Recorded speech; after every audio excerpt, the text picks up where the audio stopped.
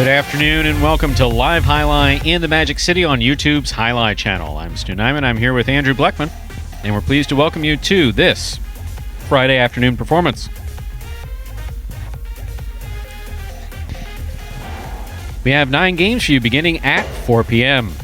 In addition to fast and fun Jai-Alai action, each of today's games offers win, place, show, quinella, exacta, and trifecta wagering.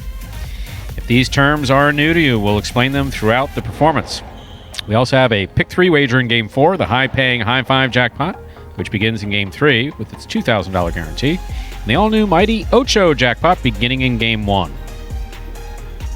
Online wagering is available at watchandwager.com. In addition to watchandwager.com, I also have mywinners.com. It's associated with Connecticut off-track betting. But placing bets is not necessary to enjoy all we have in store for you today.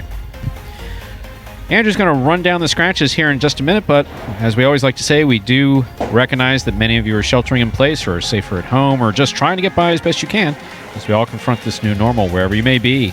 We hope you are safe and healthy, and we're just glad that we're able to bring you Jai-Alai as sports entertainment this afternoon.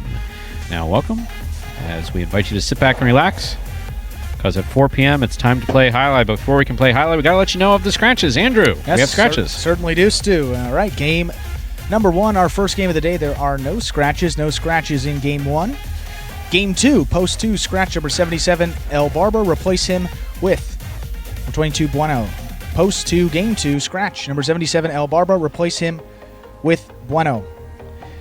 Game 3, post 4, scratch El Barba. Replace him with CRB. Game 3, post 4, scratch El Barba. Replace him with CRB. And again, that same game, Game 3, post 7, scratch Jedden. Replace him with Rock. Post 7, Game 3, scratch Jedden. Replace him with Rock. There are no scratches. Game 4, again, no scratches in Game 4. Back to Game 5, our doubles game. Post 4, green to post 4, scratch El Barba. Replace him with 00 Rock. And Game 5, purple, post 8, scratch Jedden. Replace Jedden with number 30 Diaz. Game 5, post 4, scratch El Barba. Replace him with Rock. Game 5, post 8, scratch Jedden. Replace Jedden with Diaz. Game 6, 2 scratches. Game 6, red to post 1, scratch number 77 El Barba. Replace him with Cool Fitness. And post 7, Game 6, scratch Jedden. Replace Jedden with number 30 Diaz. Game 6, post 7, scratch Jedden. Replace Jedden with Diaz. Game 7 now. Post 2, scratch Jedden. Replace Jedden with Lamonti. Game 7, post 2, scratch Jedden. Replace him with Lamonti. And post 8, Game 7 as well, scratch El Barba. Replace him with Rock. Post 8, Game 7, scratch El Barba. Replace him with Rock. And Game 8, post 4, scratch El Barba. Replace him with Tennessee again. Game 8, post 4, scratch El Barba. Replace him with Tennessee. Game 8, post 5, scratch Jedden. Replace Jedden with Ben. Game 8, post 5, scratch Jedden. Replace him with Ben. And our final game of this afternoon performance, final game of the day also, Game 9, post 3, scratch Jedden. Replace Jedden with number 29 Vuelo. Game 9, post 3, scratch Jedden. Replace him with number 29 Vuelo. This has been a full rundown of the scratches of both Jedden and El Barba as it affects this afternoon program.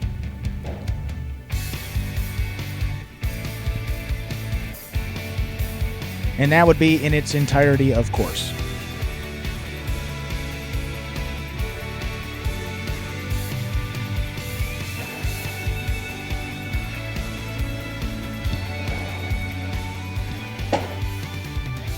And folks, before we begin our first game of the afternoon, you'll see a lot of these games have spectacular 7 scoring under them. What does that mean? Well, this video will hopefully clear things up for you before we get into the action this afternoon. Take a look. Spectacular 7 singles games are played with 8 players. Each player wears a different color jersey numbered 1 through 8 on the front. These numbers are traditionally referred to as post numbers. Post numbers are used to signify the order in which the athletes will play in a game. These numbers are also used for betting purposes. Don't be confused by the numbers on the back of our jerseys. Those are just for fun. Each game begins when the player in the post 1 red jersey serves to the player in the post 2 blue jersey. The served ball must land between the 4 and 7 lines marked on the court's side wall. If the ball lands between those lines, the serve is good and play continues until one of those two players wins that matchup. The player who loses the matchup exits the court and waits for his next turn at the end of the rotation. It's important to note that every game has 2 rounds. The first 7 matchups in a game make up round 1. Each matchup in round 1 is worth 1 point. Round 2 refers to all matchups that take place after the 7th and final matchup of round 1. The number of matchups in round 2 varies from game to game. And in round 2, each matchup is worth 2 points. The first player to earn 7 points wins the game. And thank you guys for tuning in. Hopefully that clears up any questions you have with Spectacular 7 scoring. And first 8 games of this performance will all be Spectacular 7 scoring. So keep that in mind. As we play these first 8 games, the 9th will be a little different. We'll have a video explaining that in due time. And I particularly like the fact that Andrew was willing to read off the scratches, as normally I read off the scratches, but he was kind enough while getting an iced coffee to bring me a mix something or other. McNuggets. Those McNuggets look pretty good through that screen, but no sharing of food, obviously, in these times. This is true, but I really appreciate you. I appreciate you running, and we got a little snack before we begin the performance here in 3 minutes. Yeah, we've got to get the announcers fueled up. McDonald's is it's good fuel. Definitely. And we were talking about that coffee, too. I mean, surprisingly, some of the best iced coffee in the world, McDonald's. Absolutely. Wait a second. Your coffee's bigger than my Coke. Yeah, I don't know what's up with that. You got a large. I said large. Wow, McDonald's. That's a large now? That's not a large. That's... You can see back here. I'm holding up this drink. This is a large, and Stu's is CRB. There we go. CRB, yeah. Get out of the way. Yeah, there he goes. That's that's not large. It's about double the size. So. Yeah, that's good. But we get McDonald's in the broadcast. We shout out McDonald's. That's why I called it mix something or other. all the names, obviously.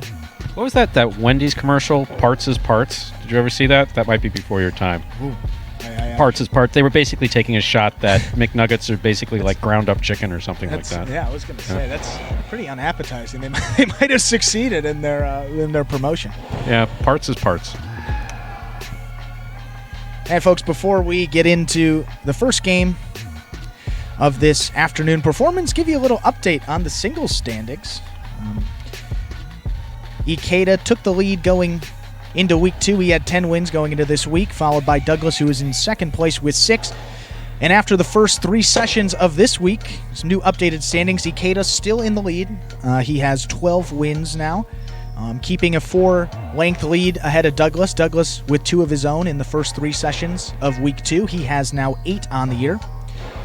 So again, Ikeda with 12 wins, Douglas with 8 wins. Following right behind the top 2, kind of a surprise in the top of the standings, Vuelo, number 29, Vuelo with 7 singles wins on the year. Been playing a lot of games, shown a ton of improvement this year.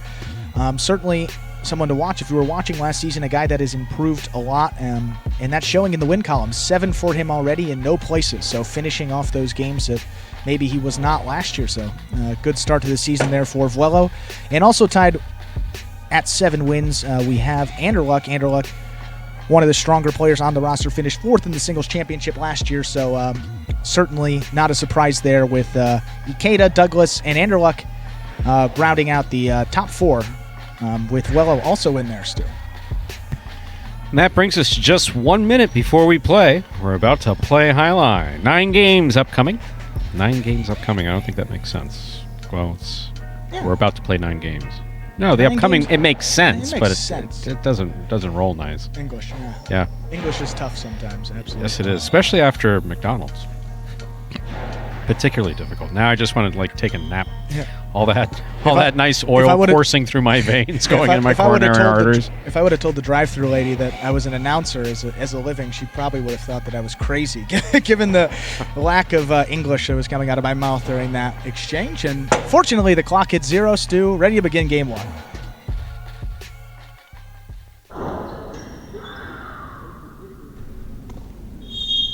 And that was a little practice going on. We're ready to begin our first game of the afternoon performance, a Spectacular 7 singles match. This game is played at 7 points. Points double after the first round of play. Starting us off in the red shirt of post 1 is number 26, Lamonte, receiving in the blue of post 2, number 24, Cool Fitness.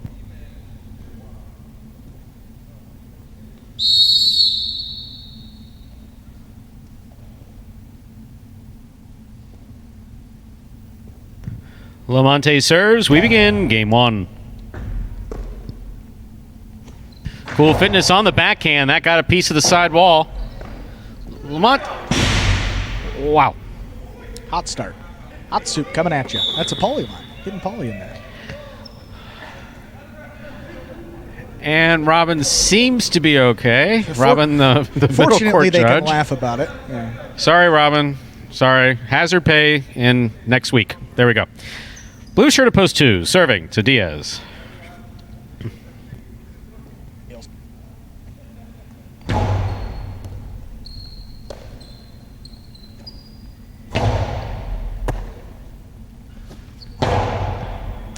Diaz, forehand from the 10 line.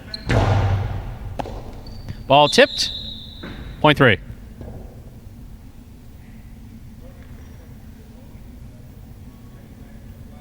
Green shirt to post 4, Vuelo receives. Matchup of Diaz serving Vuelo.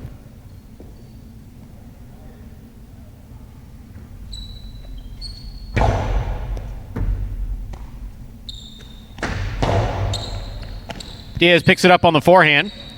Sends it back, looking to get it over Vuelo's head. He does. It's like we're aiming for the judges. Point 3.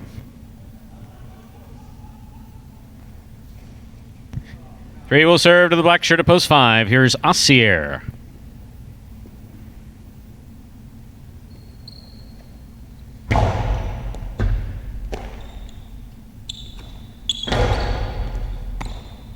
Diaz from the forehand. Long cortada. Scores on the second bounce. Point 3.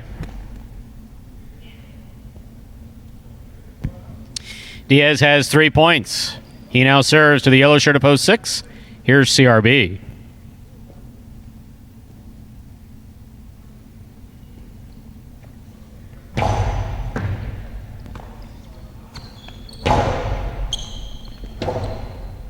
Diaz on the rebote. He's on the ground.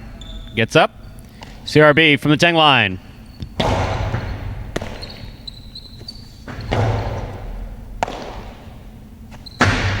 At Karam, thrown by CRB, stopped on the forehand of Diaz. Karam returns, sidearm Karam, stopped by CRB. Wow. CRB goes to the inside. Good effort by Diaz, try to get there. This point goes to CRB in post 6. Yeah, CRB never out of points because he's got that great speed, can get to a lot of balls that other players can't. Here's post 7, Fred.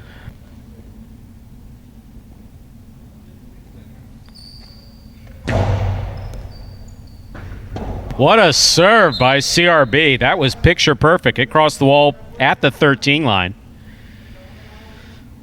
Absolutely perfect serve for CRB. Point 6.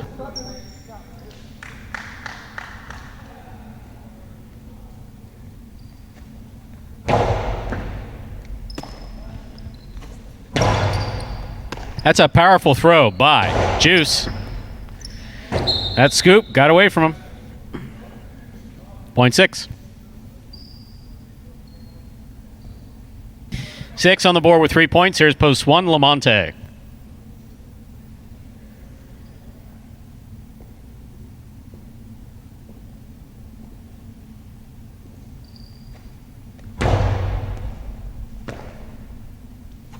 Lamonte from the forehand. Oh, long my rebote goodness. 2-wall. Gonna score for Wow. CRB. Wow. Point 6.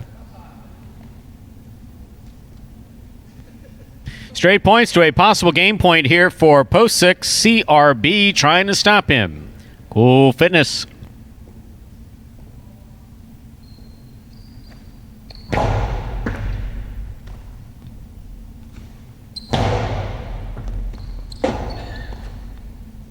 That is going to land in, and it's going to score for a point and a perfect game for the yellow shirt of post 6, CRB.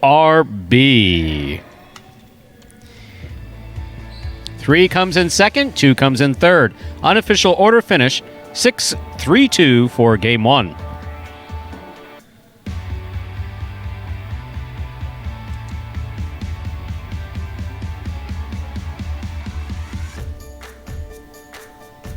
Wow, we begin the afternoon performance off with a perfect game for CRB. Now, a question comes down to a couple of those shots that he threw, especially the long 2-all. Did he mean to do that, or was he... And the truth of the matter is, I think that one was actually in his head. I mean, it's a very difficult one to execute. I think he visualized it, throwing it into the sidewall. It cut much better than it normally would. It really did cut out. So I think a little help from the sidewall, a little luck associated with that too. But no, I definitely think that he wanted to go for that. It's official. Coming in first, post 6, CRB. Taking second, post 3, Diaz. Coming in third, post 2, Cool Fitness.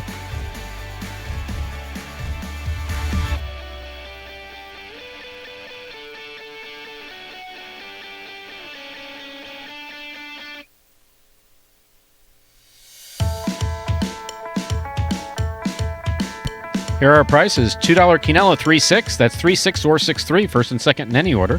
$66.60. The trifecta, 6.32, 3.34.40.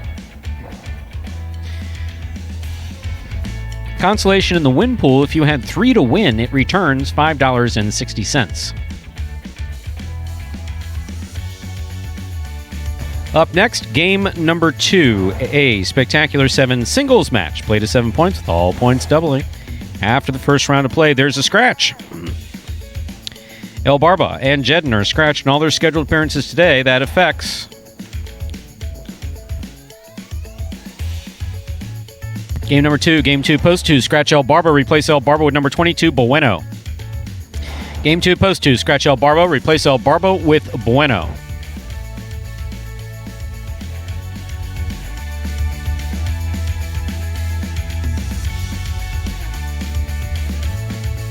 Post time for Game 2, just 6 minutes away.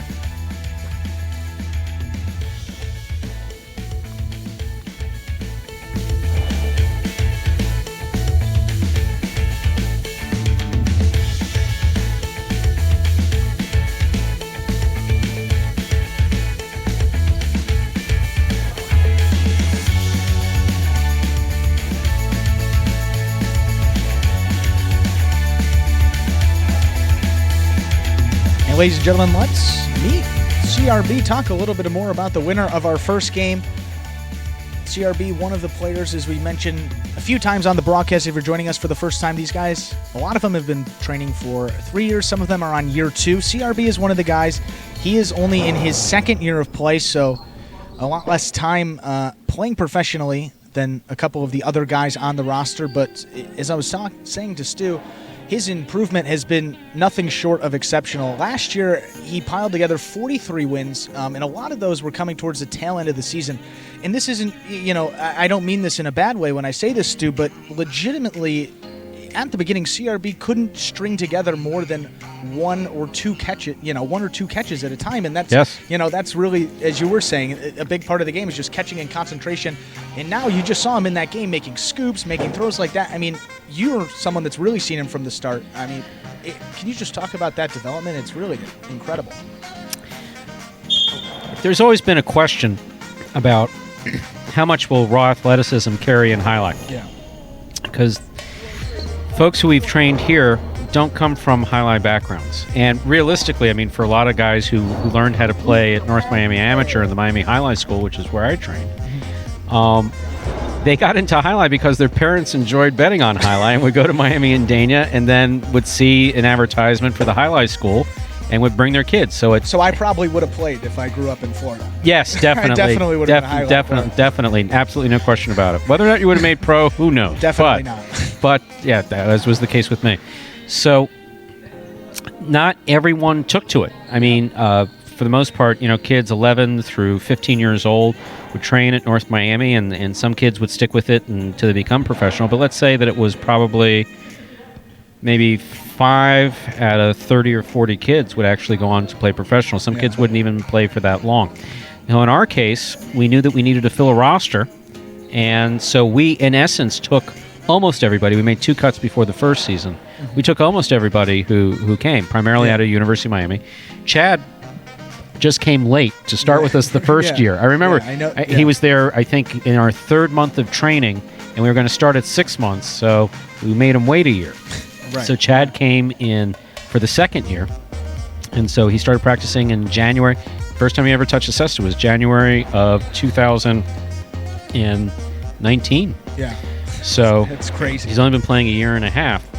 And realistically, he's got tremendous desire to win. I mean, that's it. He wants to, so he puts in a lot of time practicing, lots of concentration. Yeah, and that's with a lot of these football guys we were mentioning too. And CRB played wide receiver at both Virginia Union and at the University of Miami. So you were talking about that athleticism, and certainly football player at the University of Miami. That's got to be pretty athletic, pretty talented. No, and obviously he's of shorter stature, so he's really had to work for everything he's got. I mean, and the same is true here. He got a late start, but he's real eager. Put in again a lot of time practicing, and so far we're seeing the results of that in these early games. He's playing really good. We're about 2 minutes away from post time in Game 2. Reminder: the scratch Game 2 post 2. Scratch El Barbo, replace El Barbo with Bueno. Game 2 post 2. Scratch El Barbo, replace El Barbo with the Bueno. It's funny because people will ask where he came up with the name CRB from. Sure, absolutely. Chadsworth R. Barnes. Chadsworth. I thought he was joking with me. No, I thought he was joking with me when I did his contract. I did. That's a very dignified name. He should be like a duke. No, you'd expect him to be there with a blue sport coat and ascot and white slacks, which is how he comes in. Which is how he comes into work. He dresses for the position. He really does. Then changes his uniform. Third and final call for all wagering. Last chance to make those wagers in Game 2. Again, obviously you see the names on some of the back of their jerseys. You're wondering what those are. Any players in particular, if you want to ask in the chat what they mean, that could be a good thing if you're wondering about a player in particular. Obviously, we've mentioned Vuelo, the man of flight, was just flying all over the court in his North Miami tryout, which is why they call him Vuelo. A couple other interesting nicknames, some good stories behind those too. So feed those questions. Clock's at 0 minutes to Game 2. Stu, ready to begin. We are ready to begin. Game number 2, a spectacular 7 singles match. Played to 7 points. All points will double after the first round of play. Serving in the red shirt of post 1, we have Tennessee. Receiving in the blue of post 2, Bueno.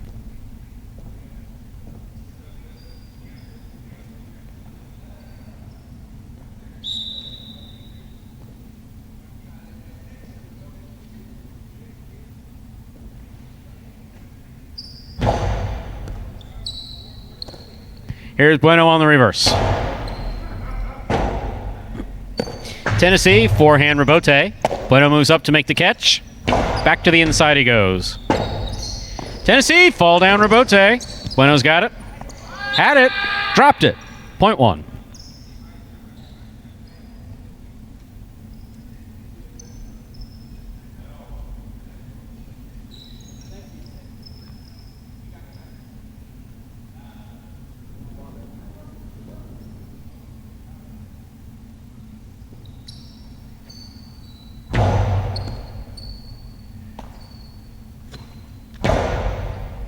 Tennessee from the forehand.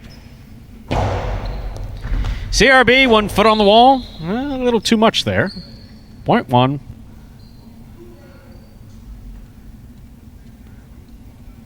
That'll bring to the court the green shirt of post 4. Everybody's favorite, Cool Fitness.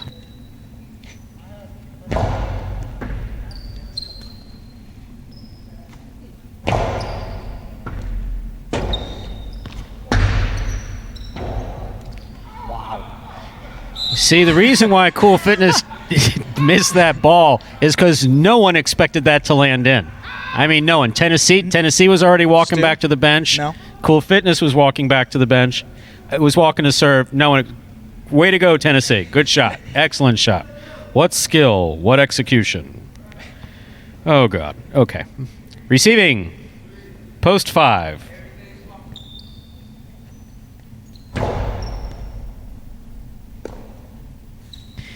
Ben from the forehand. It's a carom. Tennessee on the run. He got there. Judges get out of the way. Here's Ben with a drop ball. Point 1. 1 on the board with 4 points. Serving to post 6. Here's number 30, Diaz.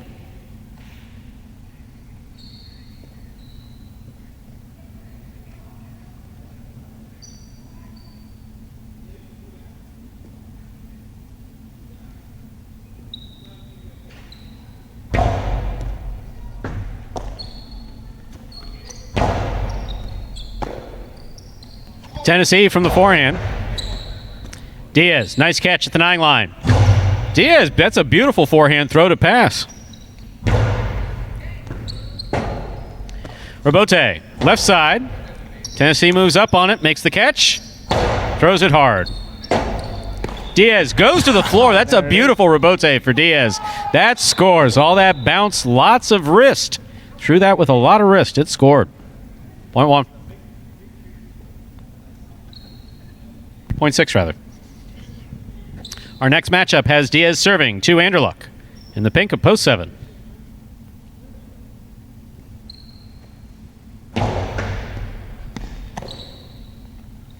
Anderluck scores on the forehand, point 7. Here now to complete the first round and receive, wearing the purple shirt of post 8, is Vuelo.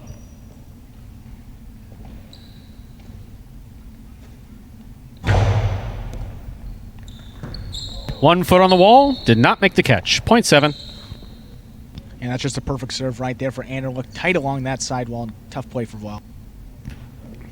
That completes the first round of play, and all matchups are now worth 2 points. Bueno receives.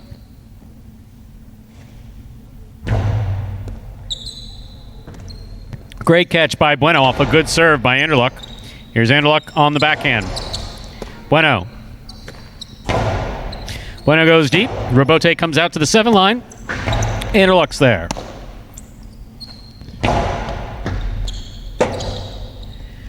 Robote just missed. Point 2.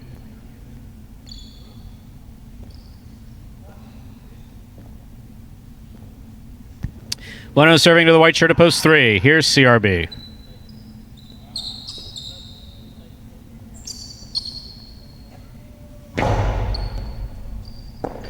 Ball missed by CRB off the serve. Point 2. Joe on the board with 4 points, serving to post 4. Here's Cool Fitness.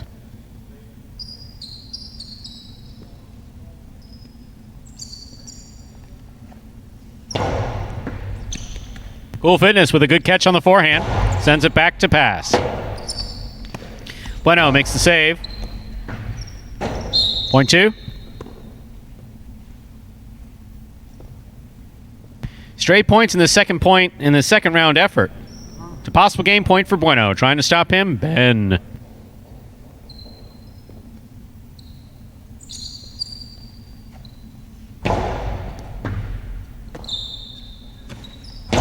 Powerful backhand by Ben. Bueno on the catch. Catch by Bueno.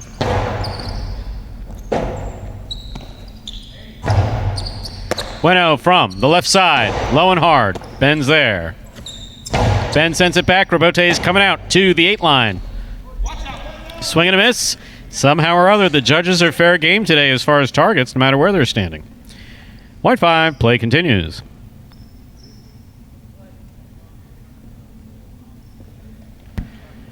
Next matchup has Ben serving to Tennessee in the red shirt of post 1.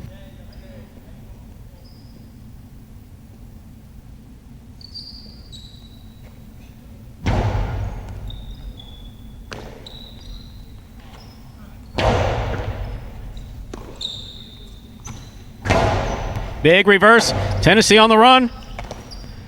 He made it there, just did not throw the rebote. Point 5. Ben has 4 points. He now serves to Diaz in the yellow of post 6.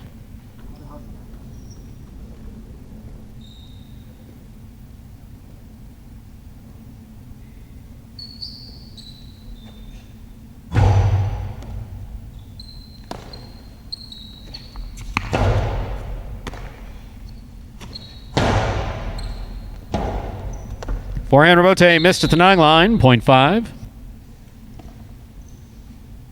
Possible game point for Ben here in the black shirt of post 5. Trying to stop him, Vuelo, post 8.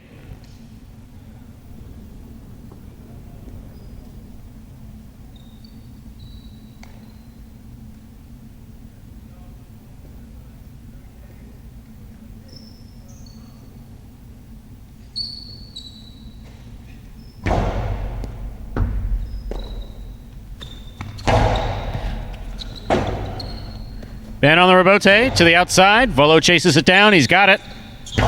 Sends this back. What a catch by Ben. That is a beautiful catch. A great scoop by Vuelo. Vuelo goes almost wall to wall.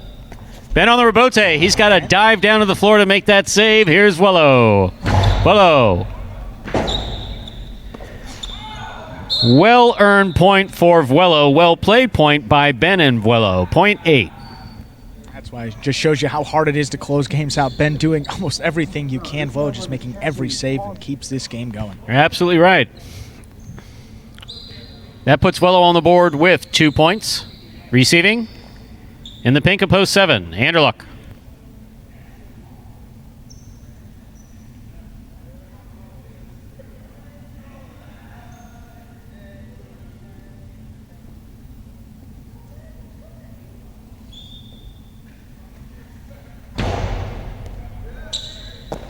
Anderluck from the forehand.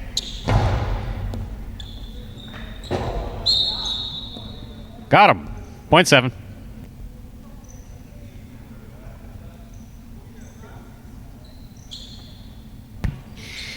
Anderluck's on the board with 4 points. Here's post 3, CRB.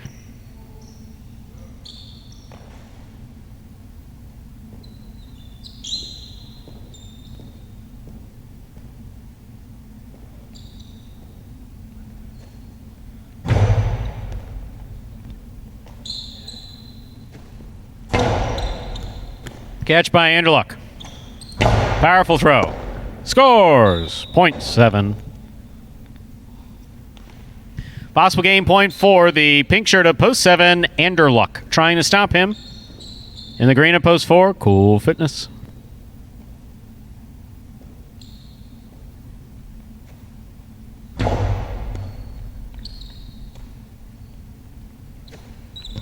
Outside placement will score for Cool Fitness. Wow. Don't see that every day. 0.4. 4 serves, post 2. Bueno takes the court. Possible game point.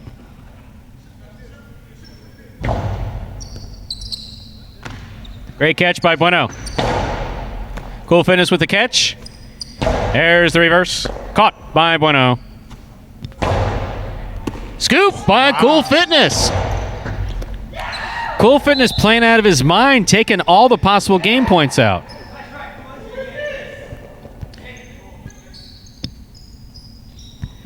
Here's post 1, Tennessee.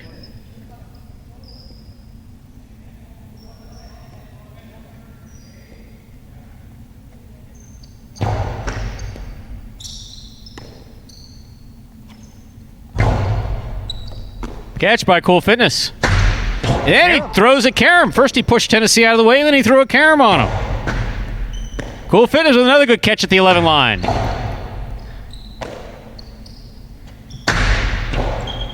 That lands out. 0.4.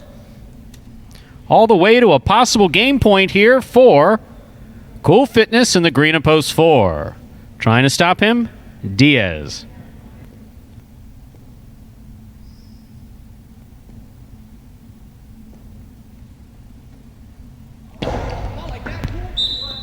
Underserve.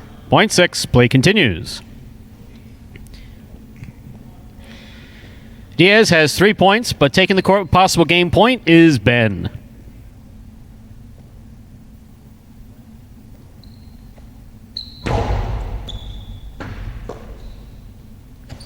Powerful backhand by Ben. Scores for the win. Point and game. Black shirt of post 5, Ben. 5 wins it. 7, 2, and 4 will play off for second and third place. 7 first serves to the winner of this point. Comes in second.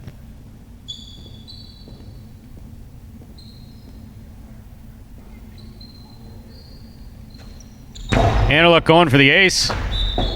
That's an overserve.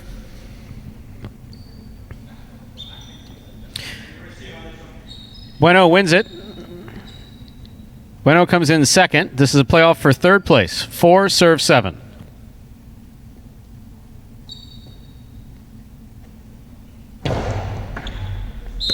underserve.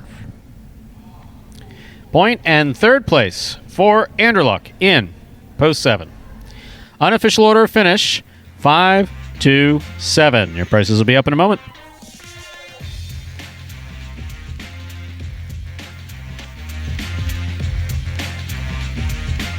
The results are official from Game 2. Coming in first, post 5, Ben. Taking second, post 2, Bueno. He was substituting for El Barba. Coming in third, post 7, Anderluck. 5-2-7, the official order finish for Game 2.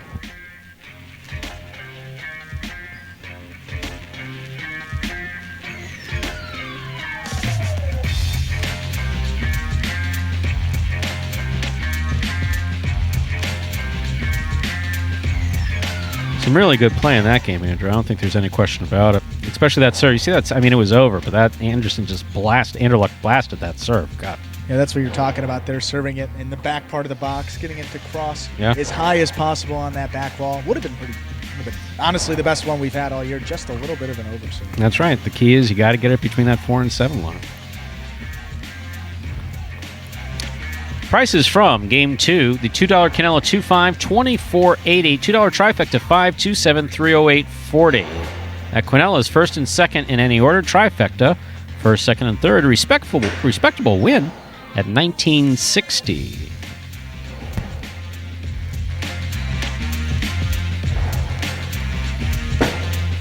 And while folks are checking out the prices, if I'm not mistaken, we have a video with the lovely Lindsay.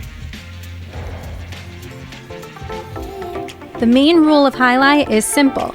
Players must catch and return the ball in one fluid motion. Sounds easy enough, right? So how do you win? You can win a matchup simply if your opponent overserves, underserves, or serves the ball out of bounds.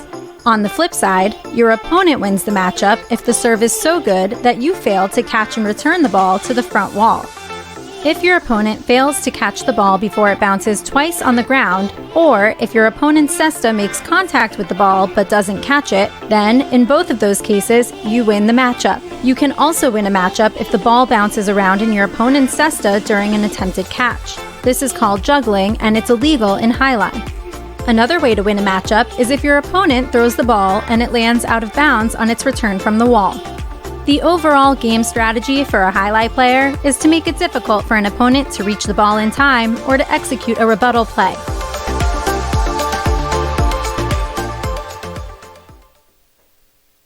And thank you, Lindsay, for that awesome video on the Jai-Alai Channel. We're awaiting the beginning of Game 3. Game 3, a spectacular 7 doubles match, the first of our 3 doubles games in this afternoon's performance. There are 2 scratches. Jedden and El Barba are scratched in all their scheduled appearances today. That affects Game 3, Post 4, scratch El Barba, replace El Barba with CRB. Game 3, Post 4, scratch El Barba, replace El Barba with CRB. Game 3, Post 7, scratch Jedden, replace Jedden with Rock. Game 3, Post 7, scratch Jedden, replace Jedden with Rock. And Stu, as this is the first doubles game of this afternoon session here, give a little update on the standings. This is the 4th session we've been going with our doubles play. Just started this week here at Magic City. The first week we just went strictly singles, and this week we introduced doubles play. Those doubles games will be coming up in this performance in games 3, 5, and 7. So 3 of the 9 games will be doubles. I'm previewing the standings here. The team of Douglas and Lamonti, Douglas and Lamonti, Ikeda and Fred, and Tennessee and Bueno. Those are 3 separate teams. All 3 of those teams, Stu, 2 wins, tied at the top of the standings. 2 other teams that are on the board, 1 apiece, Kubala and Asier, and Anderluck and Diaz. A couple teams that we've been talking about. Anderluck and Diaz, one of the strongest on paper. Took one early game, and then obviously Douglas, our doubles champion from last year, playing with Lamonti. Always going to be tough. Ikeda's been great in the singles. And Tennessee and Bueno, one of the teams that has played together, and we've been talking about how, communication is one of the big keys in doubles, including catching and consistency and all the other C's that we've been introducing as the important parts of the game here.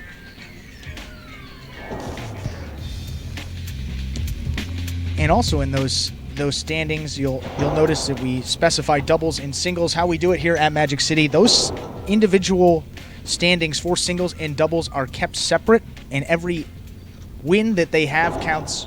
That is how we dictate the standings. It's just based on total number of wins. So the singles games, if they win a singles game, that just goes for the total wins for a player for singles this year.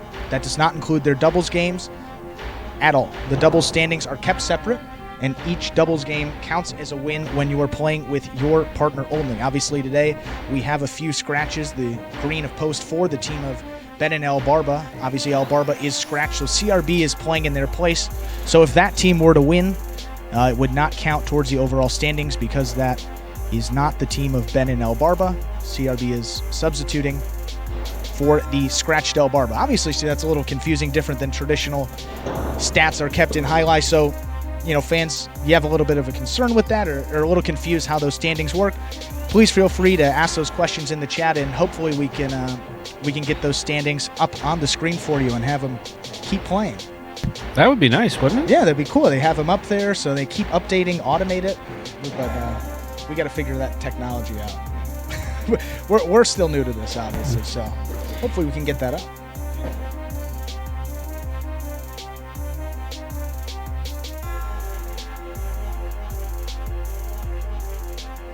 Three minutes remain for placing all wagers in Game 3. Reminder of the scratches. Game 3, Post 4, scratch El Barber, replace El Barber with CRB. Game 3, Post 7, scratch Jedden, replace Jedden with Rock.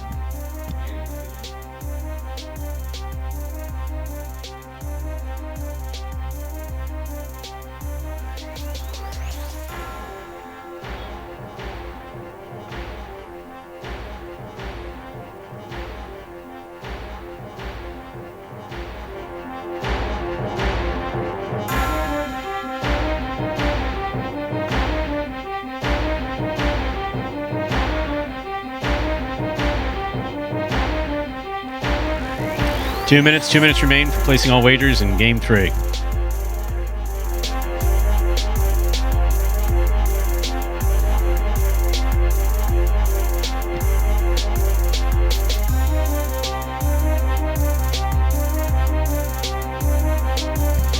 And there is definitely some advantage to being in the second performance of the afternoon. Obviously, we had a matinee performance at 12 noon. 9 games, players are warmed up. Got a chance to rest a little bit between the matinee and the afternoon performance, off for about an hour and a half. Some of the players like to practice, other players like to rest. The majority of them obviously like to rest.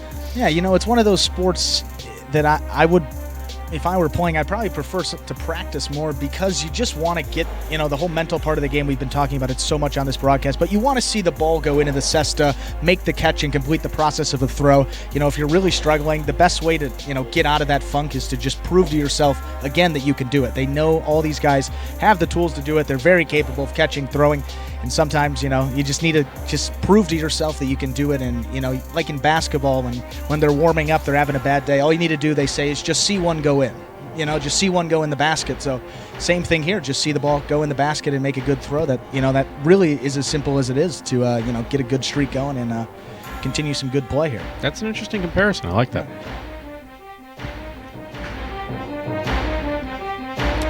We are ready to begin game number 3, the first of 3 doubles games in this Friday afternoon performance. This is a 7-point game. Points will double after the first round of play. That's spectacular 7 scoring. Our first matchup of the third game has Lamonte and Douglas serving to Diaz and Anderluck in the blue of post 2.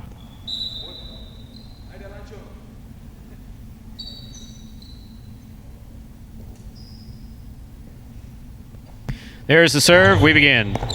Diaz going for the serve. Missed it. Point 1.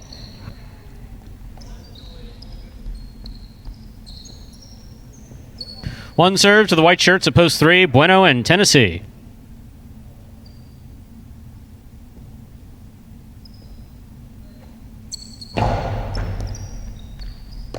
Tennessee from the forehand. Here's Douglas from the 12 line. It's a nice backhand throw. Robote comes out to Bueno.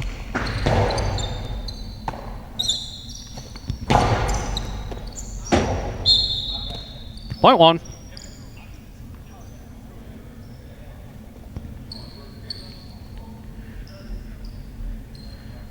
Lamonte now serves to the green shirts of post 4, CRB and Ben.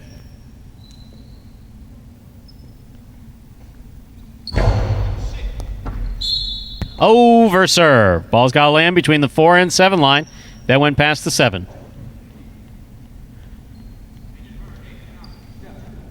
CRB now serve to the black shirts of post 5. In this matchup, we have Juice and Carballo receiving.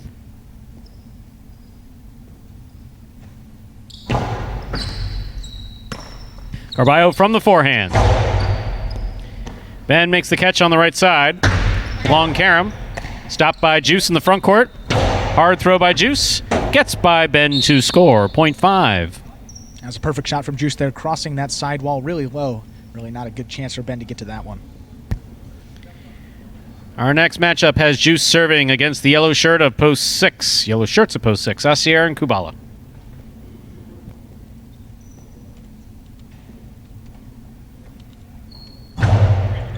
Asier takes the serve. Hard reverse follows. Rabote coming all the way out. Asier from the 4 line. Rifles it. And it scores. 0.6.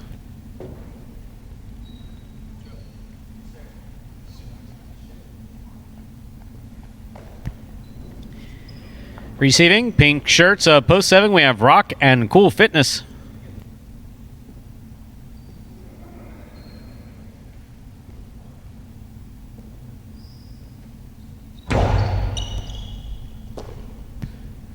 Cool Fitness on the backhand. Kubala moves up to make the catch. Going for the big bounce off the forehand. That actually hit the overhead screen. Out of play. 0.7. Here's post 8 to complete the first round of play. Fred and Ikeda.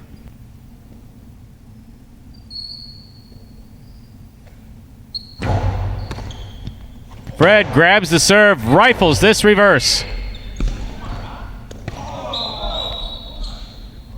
0.8. I actually did have a question from the fans. If they do punch it with the cesta and it hits the front wall, that would count. That absolutely counts. It has to make contact with the cesta. Yes, absolutely. That completes the first round of play, and all matchups are now worth 2 points through the end of the game. First team to return in the second round, Diaz and Anderluck.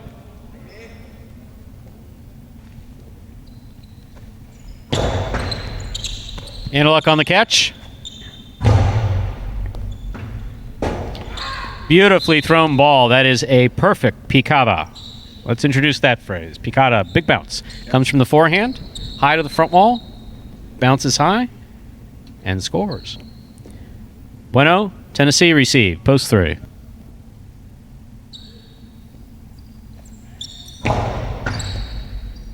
Good serve by Diaz. Here's Tennessee. That hit the top rail, out of play, 0.2. Joe on the board with 4 points. Here's post 1. Lamonte and Douglas receive.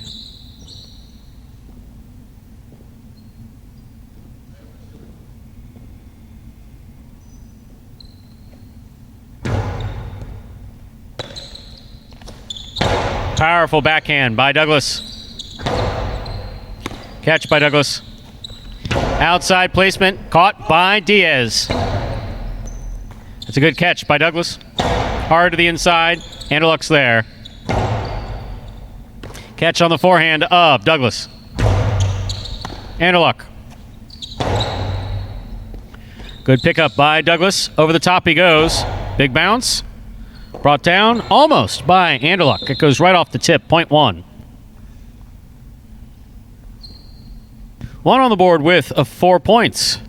Lamonte serves 2. Green shirts at post 4, CRB and Ben.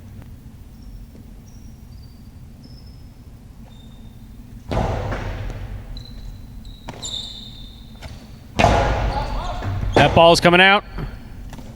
Lamonte makes the save on the forehand Rabote. Ben from the 6th line.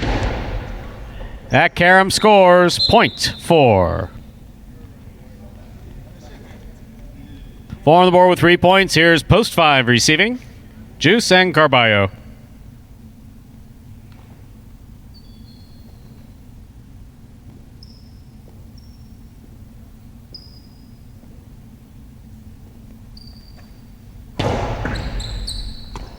Carballo from the forehand. That's a carom. That's stopped by CRB. Carambola by CRB. 2 bounces ruled before the ball was caught in the backcourt. Point 4.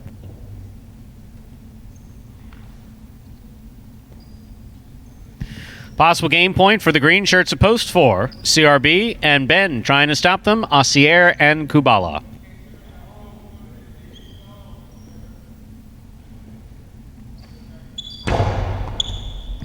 Asier going for the serve, knocked it down, pointing game 4. The green shirts at post 4. CRB and Ben. 4 wins it. This is a playoff for second and third place.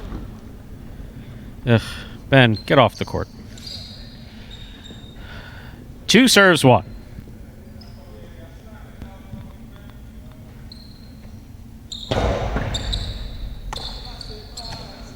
Powerful, powerful reverse. Wow. And Diaz slips in and just pulls it out of the air.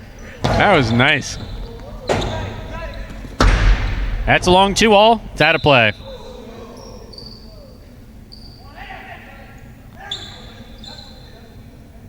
One comes in second, 2 comes in third. Unofficial order finish 4-1-2.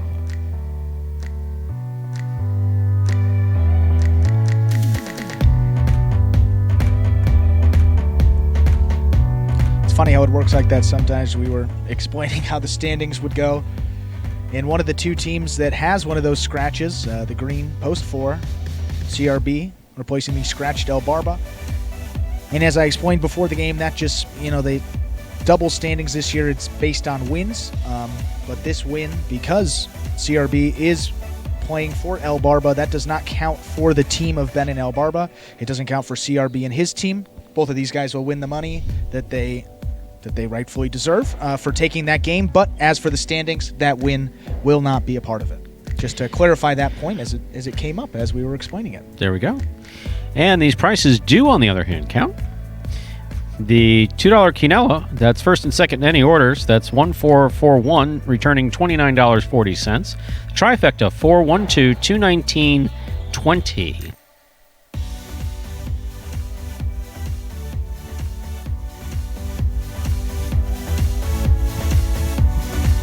And the first number 4. The high 5 jackpot is the number 4.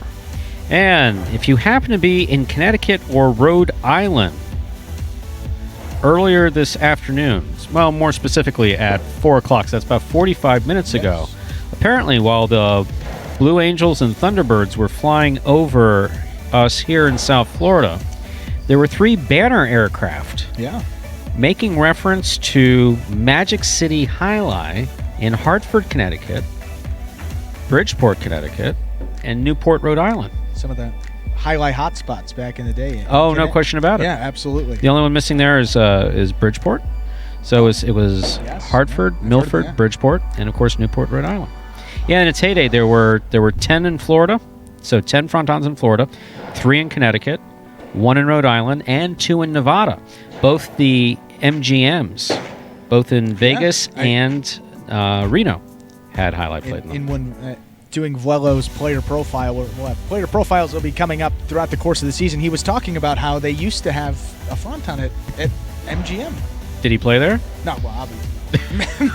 maybe in his first. It closed 10 years before he was born, I think. But that was I didn't even know that they were playing Jai-Alai. I mean, in casinos in Vegas, that would be something. Yeah, obviously not sure what the lay of the law is out there in terms of Jai-Alai, but that'd be pretty cool. In those big casinos, tons of people going through. That'd be cool for the game. Have a big spotlight there. And so you're talking about these frontons all across the country. Now, you may or may not know, were they all getting their players, from the I know traditionally a lot of players were coming from overseas to play Jai-Alai. Were they getting them all from like the same schools? Were some picking from some places, like certain players in Spain were going to Connecticut, certain were going to Florida? Yeah, that's actually a very good question. Yeah. So, Jai-Alai comes from the Basque region of Spain and France. And so, yes, so the bigger cities of Marquina, Guernica had schools specific to them, and then towns that were adjacent to them also had programs. And we're talking a long time ago. So we're talking about basically in the 70s, 80s. We did a little bit at Florida Gaming, who I was with before, of supporting the schools financially, and then that in turn you would get first dibs. So students out of Guernica would go to Miami Jai-Alai in the 70s and 80s, or World Jai-Alai, which was Miami, Tampa, Fort Pierce, Ocala, and Hartford at one point. And for instance, there was a connection between Barcelona, which is not part of Basque Country, obviously, and I believe it was Daytona. I believe Daytona, Melbourne Jai-Alai. You would have first, based on family connections between teachers. All very much, handshake. The sport was always based on a handshake. Right. But in the United States, training was almost exclusively done in Florida until you had amateur Jai-Alai in Connecticut. And the best players were able, especially in Connecticut, some of the Connecticut-born Jai-Alai players that were able to play at those frontons up there were some tremendous players, absolutely some tremendous players in the late 70s American and throughout the 80s. American-born players. How, you're talking about American-born players. You say there were a couple. How frequently would you see some American in the program? Well, from Jai-Alai, from Jai-Alai, which started Miami Jai-Alai 1926, right down the street from us. Yeah. So from 1926, then the next frontons didn't really pop up until the 50s, roughly. So it was all Basque at that point. First American popped in late 60s, early 70s. Randy, I believe, was the first American. And Randy, I believe, started 1968. I think he started a year before I was born. Sure. Randy started in 1968. And, of course, the most famous, American player, one of the best players of all time, Joey, who came in 73, I believe it was, to Miami. So so prior to 68, it was unheard of to see an American in Jai-Alai. Yeah. And then in the 70s, you started seeing some really top-notch players, but it was maybe 1, 2, or 3 players on a roster. And then consistently in the 80s, when the school started churning out more players, you started seeing more, what some refer to as the Americanization of Jai-Alai right. In the 80s and, of course, into the 90s. Yeah. Well, certainly Americanization definitely made it here. A lot of these guys played college sports here in the States and are American themselves. So. Well, everyone, all the members of this roster are American citizens. Ikeda spent some time training in Mexico. But apart from that, most of them were trained by us. At first at North Miami Amateur Jai-Alai, and then on this court right here. Douglas, of course, comes out of North Carolina. That's not a Jai-Alai. Yeah, I believe he's the only Jai-Alai player to ever come from the state of North Carolina. Former backcourter Leaf is actually living in North Carolina right now, but he's retired. He's on the other end of things. But Douglas, to be trained and to come down and try out, and obviously to become the top player here, it's a nice story. Pretty impressive. We have 1 minute to go. 1 minute for placing all wagers in Game 4. There are no scratches in our fourth game. Post time less than a minute away.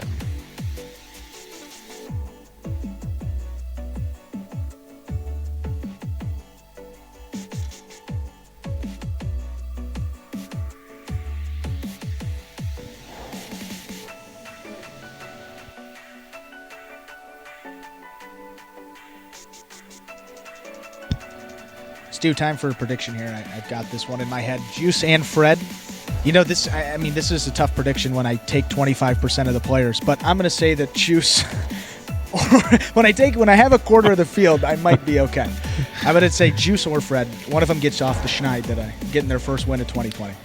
Let's find out. We're ready to begin Game 4, a spectacular 7 singles match. Play to 7 points. All points will double after the first round of play. Serving in the red shirt of post 1 is number 10, Juice. This matchup has Juice serving to the blue of post 2, Asier. First matchup for Game 4.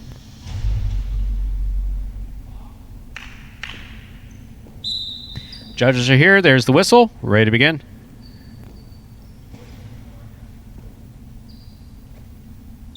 Juice serves. We begin Game 4.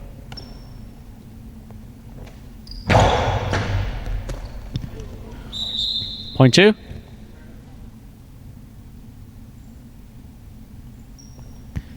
Our next matchup has Asier serving to the white shirt of post 3, Lamonte.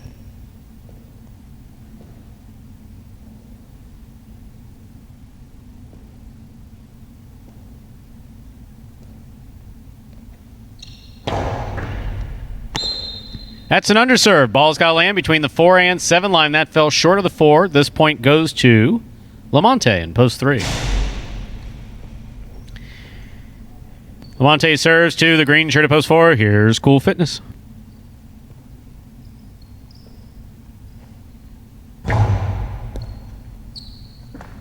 That's a great catch by Cool Fitness. Nice backhand. Cool Fitness makes the rebote save on the left side. Here's Lamonte from the 8 line. Back to the inside he goes. Another great catch by Cool Fitness. It's a nice rebote play by Lamonte. Hard throw by Cool Fitness. Lamonte trying to go for the rebote. Just missed. Point 4.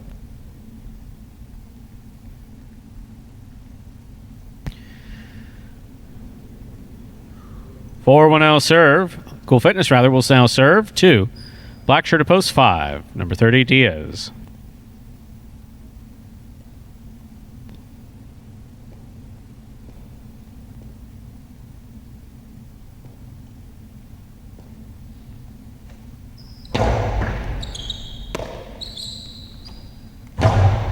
Powerful forehand throw by Diaz. Cool Fitness goes to the ground and try to make that save. It just fell short of the front wall. Point 5. Post 6 receives in the yellow shirt. This matchup has Diaz serving to CRB.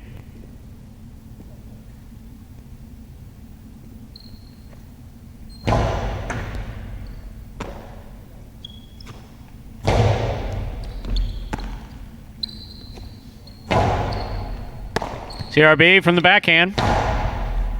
Here's Diaz from the 10 line. Big backhand throw by Diaz. Karam does not open up. That Costado 2-all does. Point 5.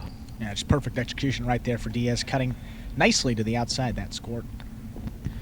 Diaz now serves with the pink shirt at post 7. Here's Tennessee.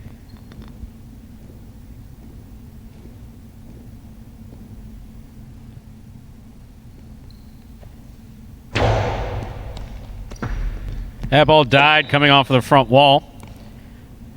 Point 5. Here now to complete the first round and receive, wearing the purple shirt at post 8, is Fred.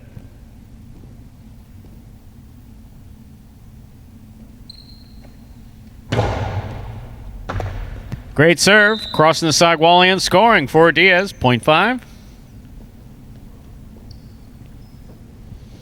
5's on the board with 4 points. That completes the first round of play, and all matchups are now worth 2 points through the end of the game.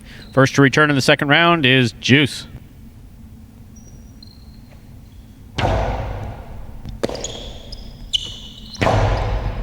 Hard throw by Juice, stopped on the forehand of Diaz. Point 5. Straight points to a possible game point here for Diaz in post 5, trying to stop him. Asier.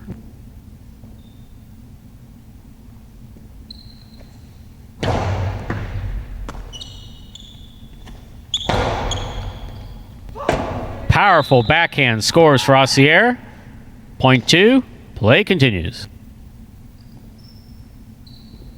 2 on the board with 3 points, serving to post 3, Lamonte.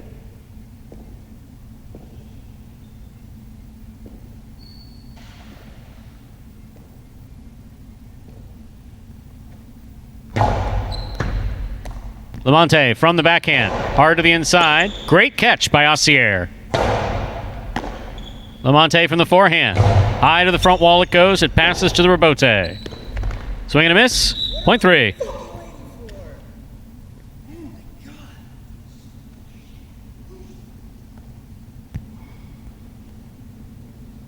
Lamonte now serves in this next matchup to Cool Fitness in the green of post 4.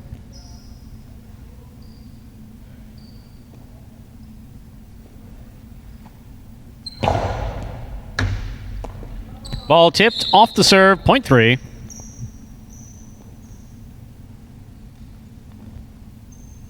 Possible game point for Lamonte in post 3, trying to stop him, CRB.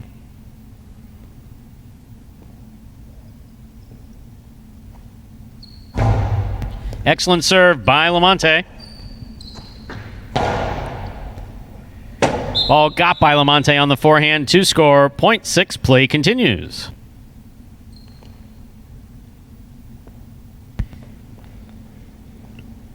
Receiving, post 7 in the pink shirt, Tennessee.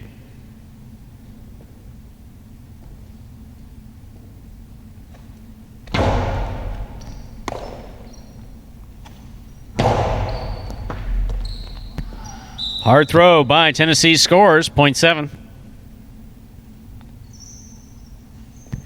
Back and ready to receive, purple at post 8, Fred.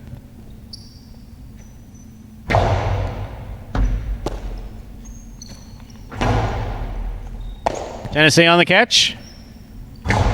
Big bounce. Fred hung in there. Yep. He made the Rebote save. Tennessee on the run. Blast it. Fred makes the catch. Back to the inside.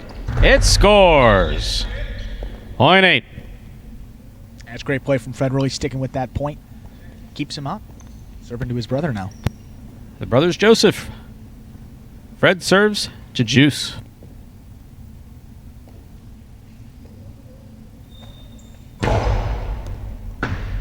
That's a good catch by Juice. It's a nice backhand throw. Stays away from the overhead screen. Fred, good rebote to the inside. Point 8.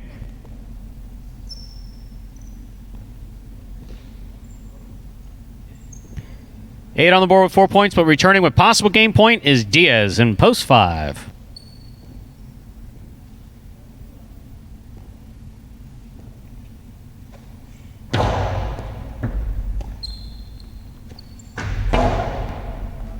Ball will score for Diaz. Point and game, black shirt up, post 5, Diaz.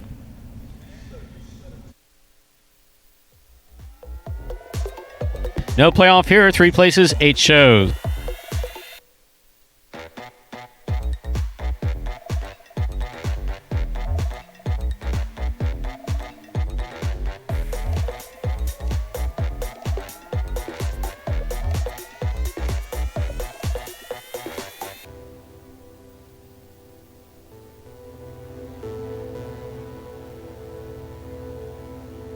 Results from Game 4 are official as posted. Coming in first, post 5, Diaz. Taking second, post 3, Lamonte. Coming in third, post 8, Fred. 5-3-8, the official order finish for Game 4. First number of the pick 3, number 5.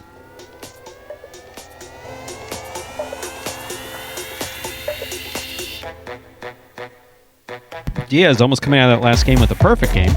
Ran straight to it and then wasn't able to finish, but did come back in the second round and was able to finish it up. Yeah, you know, Stu, this game's all about finishing off those games and closing, but fortunately, sometimes you don't even get that second time to come back around. Fortunately enough for Diaz, he was able to do that and, you know, got to take advantage of, you know, if they leave you on the board and give you another chance, you really got to take advantage in this long season. 6 months, every win will count. And those little wins that you may not expect, those will add up over the course of an entire season. No question about it. $2 Quinella 3-5, $32. That's first and second in any order. The trifecta 5-3-8, returning 150.75.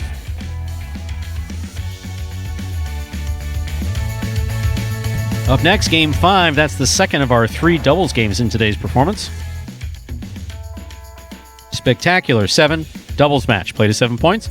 Points double after the first round of play. Look out, 2 more scratches in Game 5. Actually, the same scratches from earlier. El Barba and Jedden remain scratched throughout today's performance. Game 5, post 4, scratch El Barba, replace El Barba with Rock. Game 5, post 4, scratch El Barba, replace El Barba with Rock. Game 5, post 8, scratch Jedden, replace Jedden with Diaz. Game 5, post 8, scratch Diaz, replace Jedden with Diaz. Rock for El Barba and Diaz for Jedden. Take it away, Andrew. Thank you, Stu. And previewing this 5th game for you, second doubles game of the afternoon. Another standings update there. Douglas and Lamonte, the top team right now, along with Ikeda and Fred and Tennessee and Bueno. All of those teams tied atop the standings at 2 wins apiece. For those of you who are just joining us for the first time, Magic City doubles is a little bit different than your traditional highlight doubles. Do not have designated front court or back court players, and all of these players do keep their same partner for the duration of the double season. Now we have 3 different doubles seasons, if you will, within this whole highlight season. 3 different tournaments. Tournament's probably a better way to describe it. This first doubles tournament, which started yesterday, will run through June 27th. So we have another month and a half of doubles play. And in those doubles teams, we have the list right here for you. You see a name on the top of that sheet, Ron with Rock.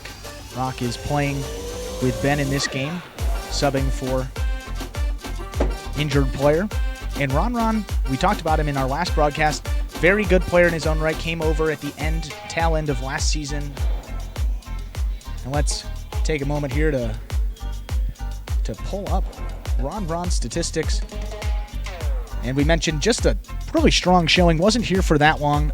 In a full month of play, just played here 1 month, he had 29 singles wins. Pretty much dominating all those games. He developed the patented reverse 2-wall shot. You see a lot of those guys throw that low reverse or backhand 2-wall where it kind of just clips that side wall off the front wall and cuts to the outside. Ron was the one.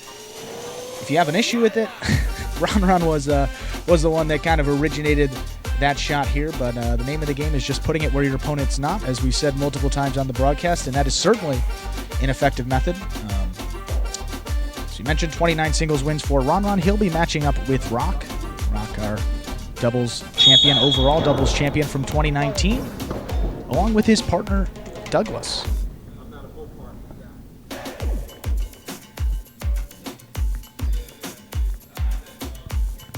And some of these teams for doubles, some of them have played together before, notably the team of Tennessee and Bueno, on paper, one of the teams that projected to probably finish near the top of these standings, is certainly looking to get that 10,000 bonus for first place or that 5,000 bonus for second place. And again, that is total wins in the doubles that dictate who will be at the top of those standings. You only get 1 point for every doubles win you have with your assigned partner, which we noted in game number 3. Ben won with a partner that was not his, so that win did not count towards those overall standings. So still 2 wins apiece: Douglas Lamonti, Ikeda Fred, Tennessee, and Bueno. No, it's interesting. I get these phone notifications, on the news. Yeah. And so we have, obviously, the pandemic going on and the whole world's changing. And, of course, you just pick up your phone looking for a little peace, and hurricane season will be active. Right.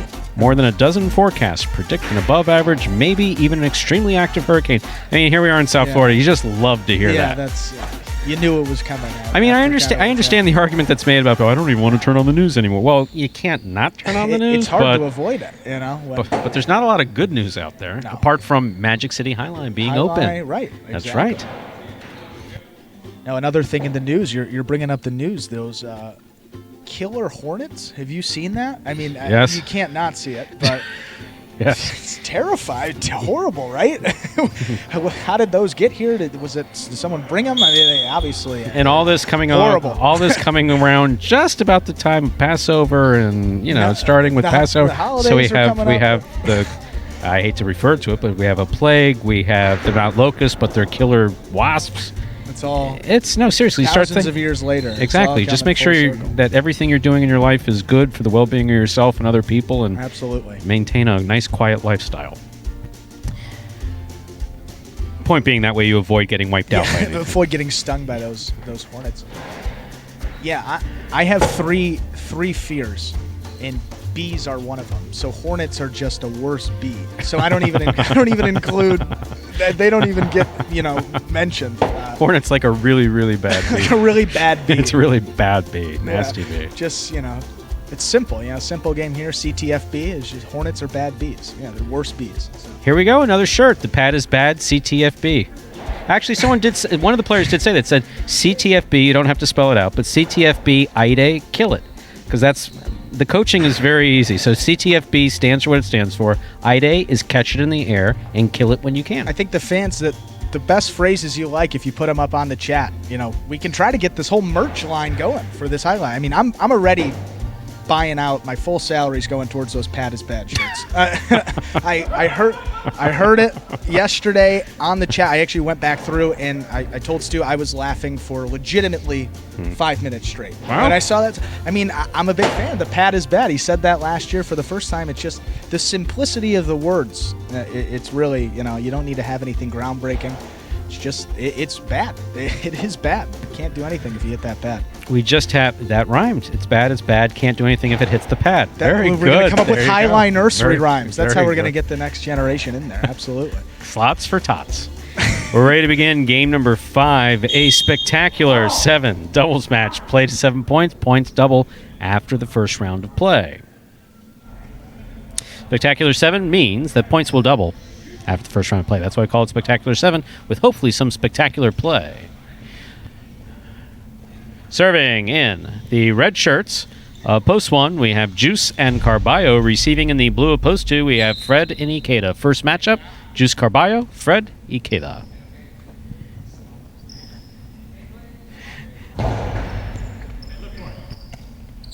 Ikeda from mid-court sends it back to the corner. Carballo for the rebote. Perfect. That is a split placement. Called such because it splits the front quarter and the back quarter of the opposing team. Splitter scores .1. Our second matchup, white shirts of Post 3 take the court, Asier and Kubala.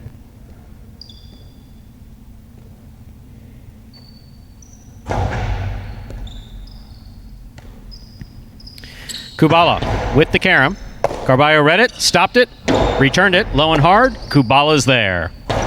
Kubala to Carballo. Carballo with the forehand. That's a difficult catch. A little too difficult. That was bobbled. Got to catch the ball and stop it in the cesta. .1.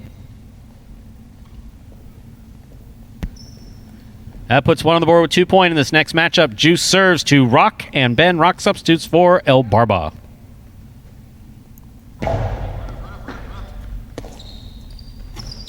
Powerful backhand throw by Ben. Carballo for the rebote.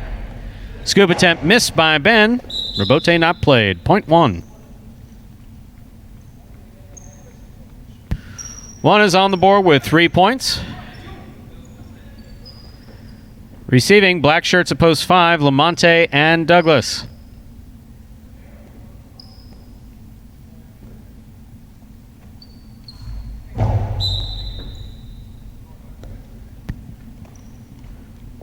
.5. Post 6, the yellow shirts receive. We have Bueno and Tennessee.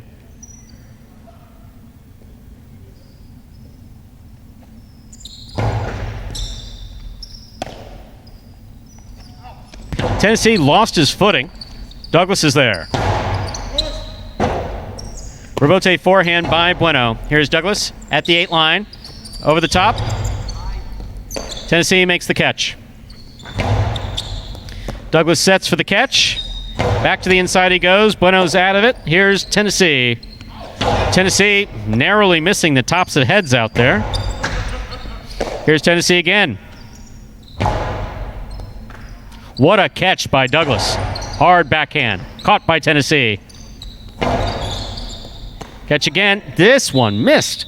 In and out of the cesta the ball goes. .6.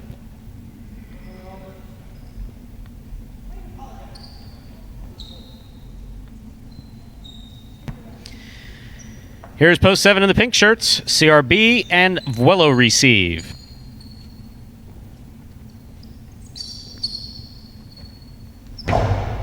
CRB picks the serve. Now that rebote is not coming out. .7.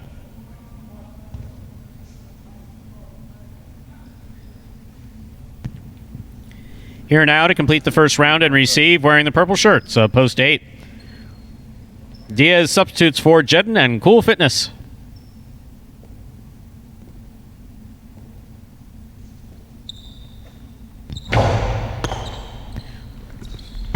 Diaz picked the serve, went for the Dejada, the soft drop shot inside. Just missed. Point 7.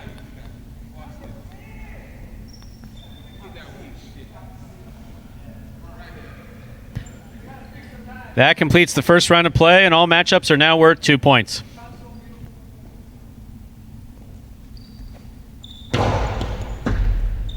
Here's Ikeda on the forehand. Willow, good catch. He holds on to it. Forehand catch by Ikeda.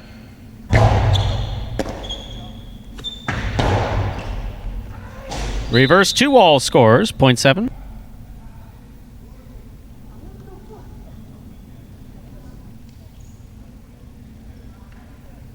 White shirts at post 3 receive Asier and Kubala.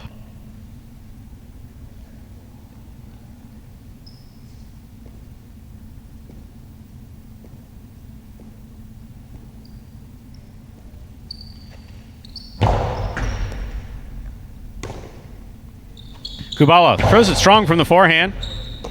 Willow. Caught by Asier in the front court. Good catch by Willow. Kubala from the 11 line over the top.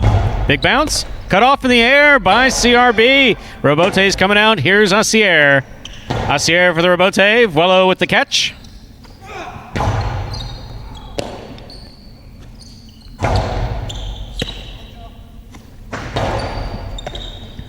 Point 7.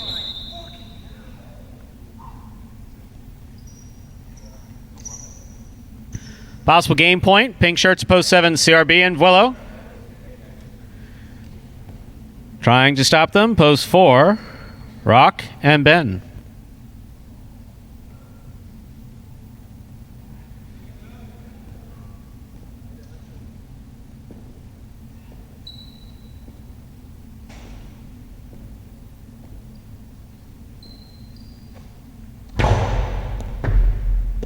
That's a great serve by CRB. Scores, point and game. Post 7. Willow and CRB. Yes, social distancing, guys. Social distancing. How about that? 7 wins it. 1 comes in second. 5 serves to 6 for third.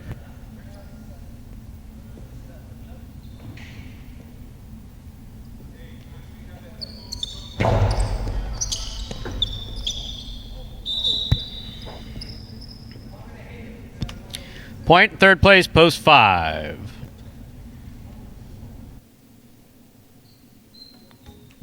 Unofficial order finish, 7-1-5.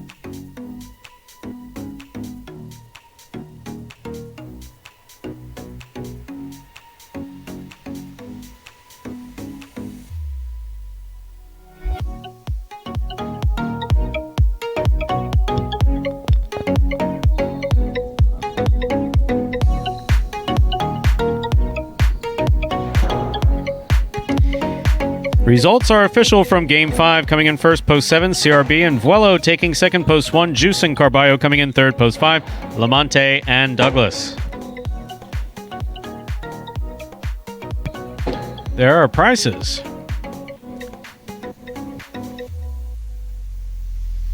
There is a consolation in the win pool. If you had 5 to win, it returns $2.10. No one had the 7 or the 1. So, 5 to win, consolation payout. $1 Quinella 1-7, that's first and second in any order, $54. The 7-1-5, $412.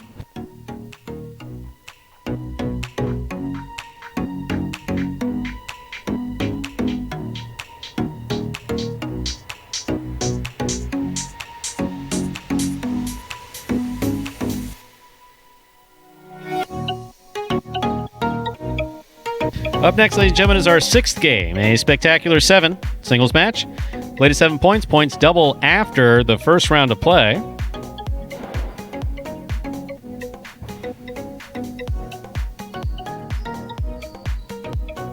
Two scratches in Game 6. Game 6, post 1, scratch El Barba.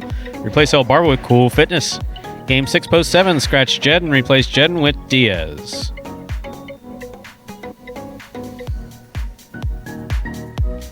Post time for Game 6, 7 minutes away. Good luck.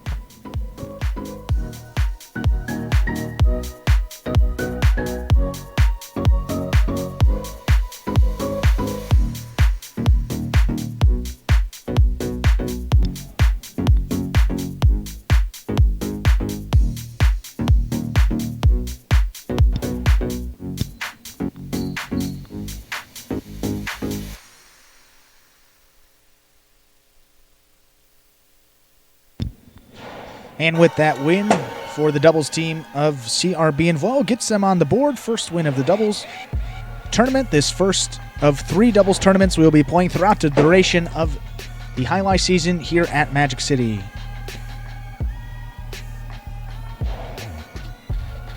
And that's, Stu, an interesting team. Just looking, I mean, I say the term on paper a lot, but, you know, that's really in Jai-Alai. You're basically looking at their stats on paper, and you have to, you know, that's a good parallel term there. So you see this team, and we've mentioned that those guys are sort of, you know, middle tier guys, how we have our earlier singles players as sort of the lower tier players, and then those guys that play the singles games at the end are those upper tier players. That's a team there. You got like 2 sort of middle tier guys hanging with some of the big guns. I mean, you got that team of Tennessee and Bueno, Ben and El Barba, a couple teams that have a mid-upper tier guy, but try to make these teams, obviously, as you said, pair someone who's a little bit better with someone who's a little weaker, make them as even as possible, but that's certainly a team on paper that, you know, you might not have expected to do well. Both of them have certainly improved during this off season between 2019 and 2020, and they're on the board here in this doubles tournament. Absolutely. Reminder of our 2 scratches. Game 6, post 1, scratch El Barba, replace El Barba with Cool Fitness. Game 6, post 7, scratch Diaz, replace Jedden with Diaz. So let's say that again. Game 6, post 1, scratch El Barba, replace El Barba with Cool Fitness. Game 6, post 7, scratch Jedden, replace Jedden with Diaz. And for those people wondering about scratches, there may or may not be scratches in all these performances starting, I believe, over this weekend. There's going to be less and less scratches, so that's only when a player has been put in the program already and then they scratch due to, obviously, injury concerns. Most of the time, as we've said, sometimes it could be unforeseen circumstances where they can't come in that day.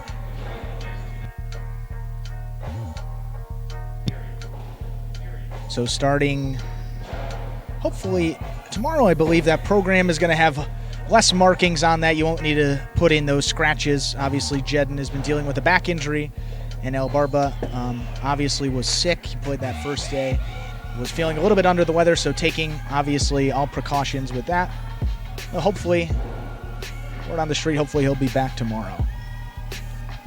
And obviously, Jedden with that back injury. You know, in other sports, backs are a little bit tricky.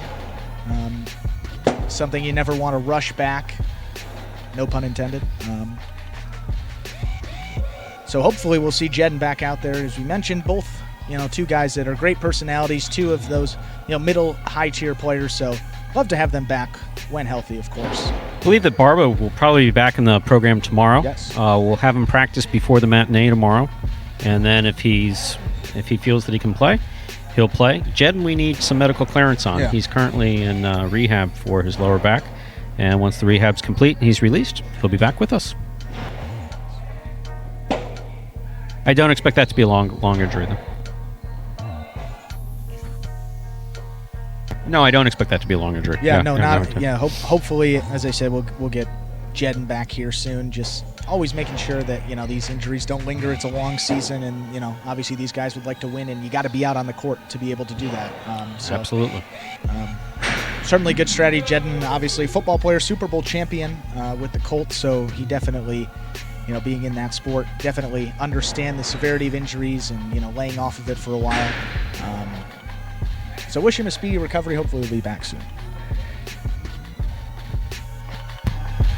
Less than a minute till post. Final reminder of our scratches. Game 6, post 1, scratch El Barba, replace El Barba with Cool Fitness. Game 6, post 7, scratch Jedden, replace Jedden with Diaz.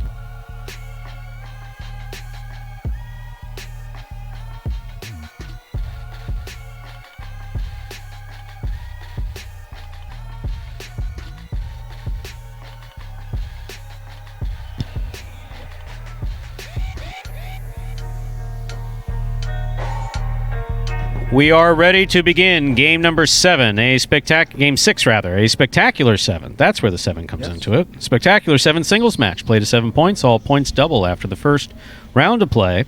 Serving the red shirt at post 1, substituting for El Barba is Cool Fitness. Receiving in the blue at post 2, number 29, Vuelo. First matchup of the 6th game has Cool Fitness serving to Vuelo.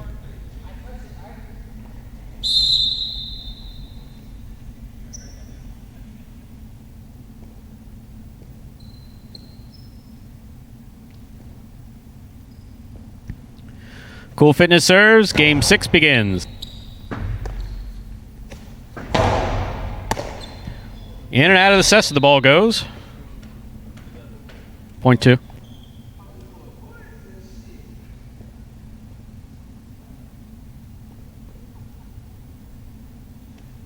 White shirt at post 3. Ben receives.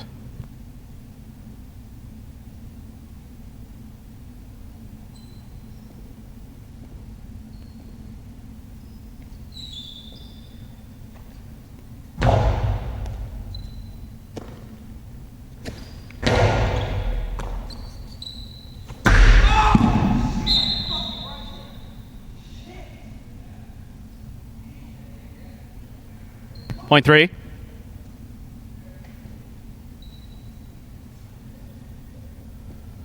Post 4 receives. Ikeda.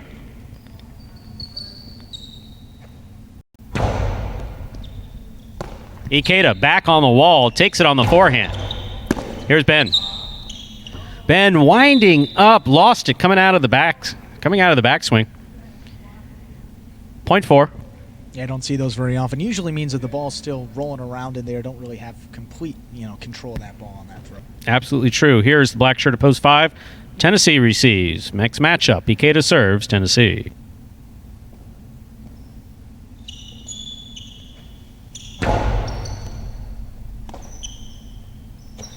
Powerful throw by Tennessee. Ikeda. That's a pretty forehand rebote. Tennessee. Rebote to the inside. This ball goes right off of the frame. The game of inches. Inches went against him that time. Point 5.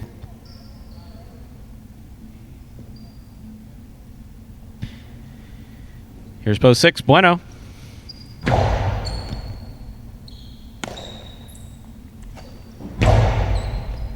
Tennessee with the catch. There's the backhand. Rebote forehand by Bueno. Tennessee catches it in the air. Low and hard above the pad. Unfortunately, right to Bueno. That's a nice rebote thrown sharp to the inside. Here's Bueno. Catch by Tennessee. Right idea, thrown too hard. Out of play, point 6.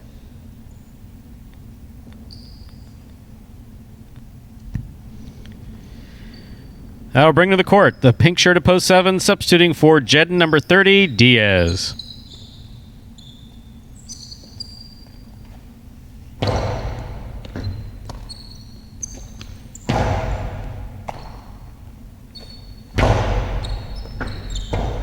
It's a hard throw by Bueno, will score, point 6.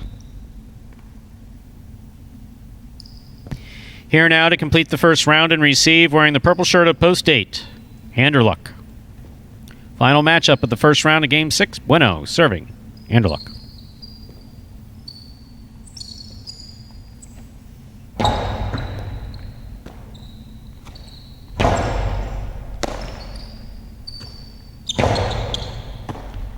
Anderluck makes the catch.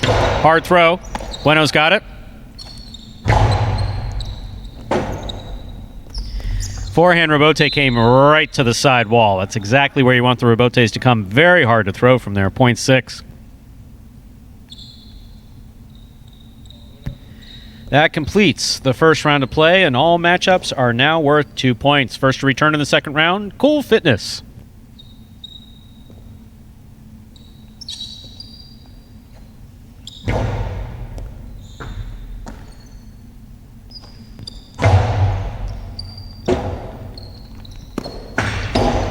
That rebote actually got hooked, but it scored, point 6. Yeah, probably not what he was intending to do with that one, Stu, but certainly effective.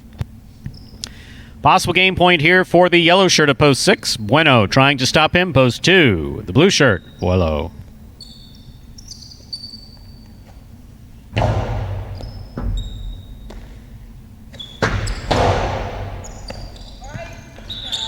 That shot was actually called by the player manager. He guessed exactly where the ball was going.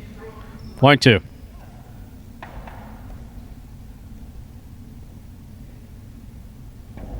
Two on the board with 3 points. Here's post 3, Ben.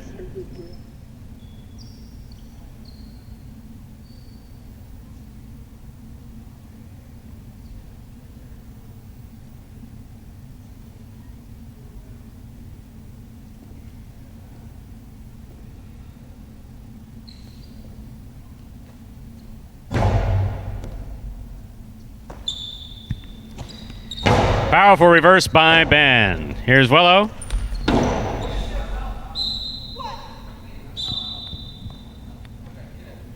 Point 3.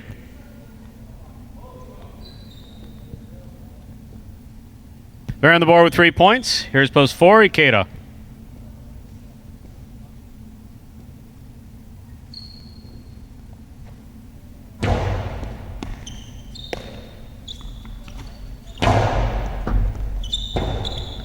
Ben turns to make the Robote save. Ikeda moves up on it, takes it in the air, throws the carom. That's a carom. Yep. That scores.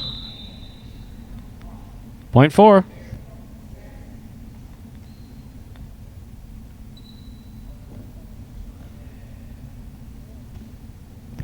Here's post 5, the black shirt, Tennessee.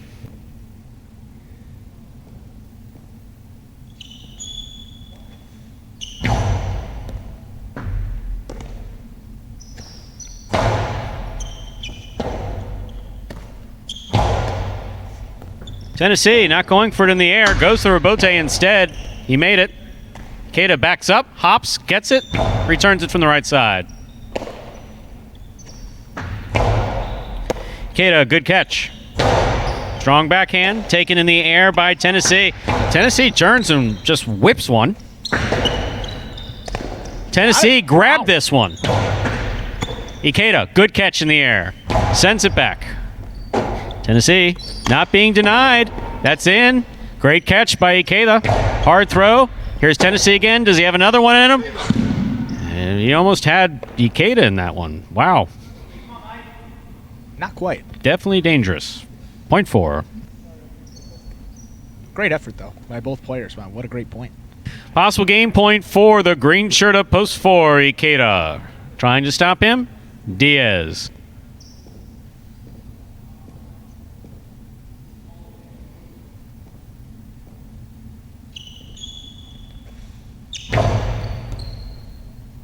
Great catch by Diaz. Ikeda from the 8 line.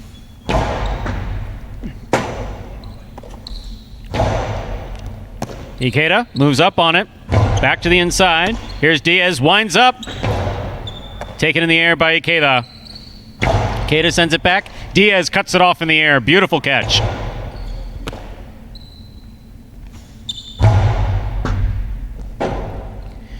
Robote left side. It's a 2-all. Ikeda moves up on it, catches it, throws the carom. Diaz just missed it. That's point in game. Green shirt up post 4. Ikeda. 4 wins it. 6 comes in second. This is a playoff for third place. 2 serves, 3.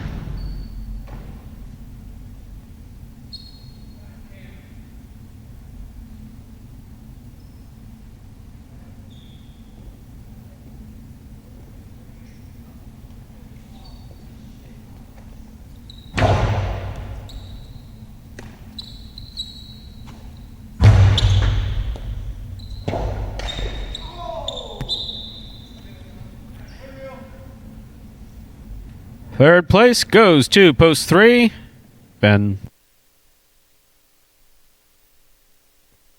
Unofficial order finish 4-6-3.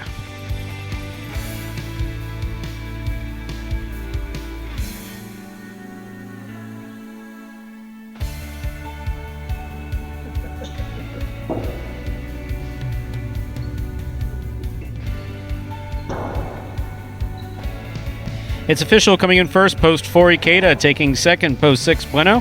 Coming in third, post 3, Ben. The 4-6-3 is official for game number 6. And we'll have your prices up here in just a moment.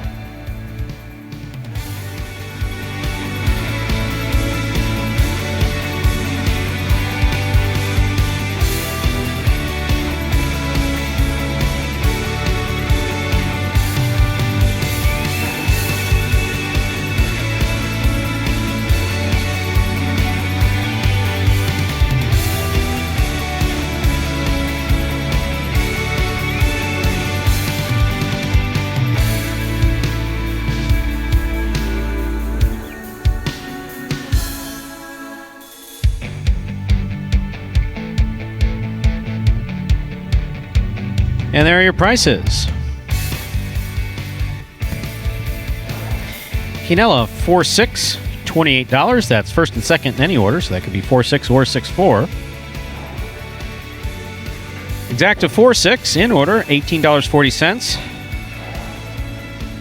Trifecta 4-6-3, $4.65 even, and the Pick 3 returning $360.40. Pick 3 is 5-7-4. Those are the winning numbers.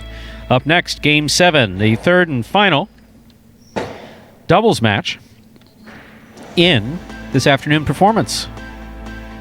There's a scratch.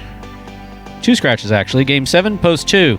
Scratch Jedden, replace Jedden with Lamonte. Game 7, post 8. Scratch El Barber, replace El Barber with Rock. Game 7, post 2. Scratch Jedden, replace Jedden with Lamonte. Game 7, post 8. Scratch El Barber, replace El Barber with Rock.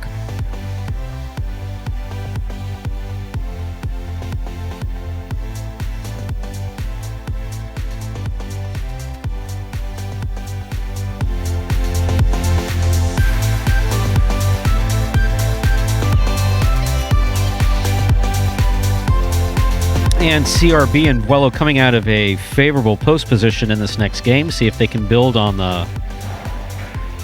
what they started in the last game. Cool Fitness and Lamonte. We have Lamonte substituting in Game 7 for Jedden. Juice and Carballo in post 3. Asier Kubala, Bueno, Tennessee. Diaz and Anderluck in post 6. Not a bad post position for that team. Fred Nikeda buried in the 7. Post 8. Sees the substitute of Rock for El Barba playing with Ben.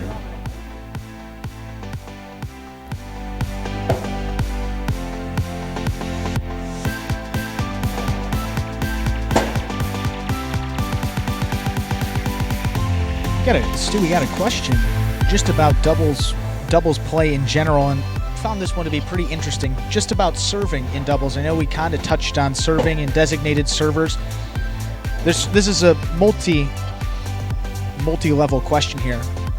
One, are there designated servers for each team? Does one person have to serve the duration of the whole tournament, obviously? In this case, in this tournament, yeah, our first 2 years, no. We would put 2 players on a team, and the only rule is that the front quarter would have to serve, so the back quarter couldn't step in and serve. If a player felt that they had a better serve or whatever, they could switch front court and back court for a particular game. That was until this year. Okay. Now, this first double season, they are limited to the back quarter must play back court, front quarter must play front court. There's only 2 teams, Jedden and Cool Fitness, and I forget who the other one is. Right. They're allowed to switch. That's just in-house. That's something just for our training purposes that's going on. Sure. But the front quarter always has to serve. Okay. Traditionally in the Traditionally, front quarter always serves in doubles, and we're continuing with that tradition here. Yeah, no, that's an interesting question. Obviously, there's a lot of parallels to tennis, and in tennis, if you're playing doubles, every other time you have the service, you serve for your team, and they switch between front and back. But obviously, Jai-Alai different in that regard with players and positioning, and it's a very defined role, as we've talked about, because traditionally players grow up playing or they're deemed to front or back. So usually it's you have kids that start off. It depends upon where you start off, but you start off definitely as a child. So you're starting off anywhere from, let's say, around 5 to 7 years old, probably to as old as 13, 14. I mean, our guys started in their 20s and 30s, so that's not a good example. But and what happens is just as you grow, if you grow in strength and you're training on a particularly long court, then you may gravitate towards the backcourt, just because the practice that you're in requires a stronger player to play in the back. Perhaps, sometimes it does have to do with height. It has to do with strength. Yeah. Then players, for instance, the top-ranked player in the world right now, Goycochea, is 6'4", I believe. He's 6'3.5". Yeah, he's 6'4". He's gigantic for the front court. I mean, when you look at him, you'd say, there's a backcourt. But no, he's very much a front quarter. Typically in Jai-Alai, are the front quarters those tall? They tend to be a little bit shorter and faster, but that's not a rule. I mean, that's by no means rule. It's just if you look at if you just look traditional, right? Now, but for years you've had some tall front quarters, but on the whole they're right around maybe a little shorter than 6 foot. Yeah. And big guys in the backcourt, obviously, to throw the ball if you're on a traditional highlight court, which is 170 some odd feet long, then you need that extra power. Right. Yeah, to get it to obviously get it to the front wall and make it as difficult for your opponent as you can. Mm-hmm. Now, some of the most legendary backcourt, one of the best backcourters of all time, a player by the name of Chiruka, who played from the 1950s throughout the 70s. I don't believe he made it into the 80s at Miami, and then finished his career in Connecticut. Was then player manager for a number of years. Not a particularly tall backer, but extremely strong. Yeah. Phenomenal catcher, climbing the wall beautifully. Yeah, well, I mean, you talk about strength. I mean, climbing the wall. Is there anything else, a backcourter skills in particular? Catching. Just best catcher? Just catching and throw it back to the corner. I mean, a truly fantastic, a truly good backcourter by tradition doesn't do anything particularly fancy. Yeah, real strong. Just kind of like a wall back there. And can get catches everything. Can dig out a rebote when he has to. Yeah, so that the front quarter, typically those are going to see Offensive more, position. more caroms, Yes. more of those kill shots, Yep. 2 walls, so all that. Absolutely. All that. Yeah. And again, there's exceptions to every rule. Yeah, of course. You've had some extremely dominant backquarters that are very aggressive. But on the whole, yeah, the front court is primarily is a little bit more offensive than the backcourt defensive on the whole. We got 1 minute. So we begin Game 7 with our 2 scratches. Game 7, Post 2, scratch Jed, replace Jed with Lamonte. Game 7, Post 8, scratch El Barber, replace El Barber with Rock. Now, I hate to put you on the spot here, Stu, but Douglas, a guy that has pretty much all, a lot of the sills, can do everything, moves really well. Where would you have maybe put him? Front court or backcourt? Backcourt. There's absolutely no question that the way he moves, he is a natural. If God gives out talent like that, he was made a backcourt. Came out of the womb of backcourt. That doesn't, for our purposes, especially, he can play front quarter. But and in a pinch of, obviously, he could play. But if you want to put him where he truly looks like he belongs, and what he seems to have the most natural aptitude for, it is the backcourt. Yeah, and then, as you mentioned, his catching, is second to none. Catching, court positioning. His court positioning is really what's key with him. Oh, yeah. He moves the ball beautifully. Yeah, really good reaction. And with that, we're ready to go. Ready to begin game number 7. Spectacular 7 scoring.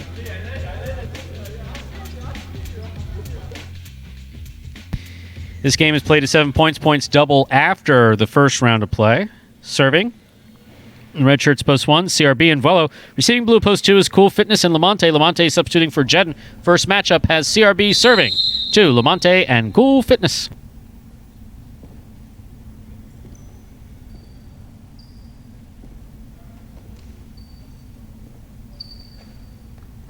There's the serve. Game 7 begins.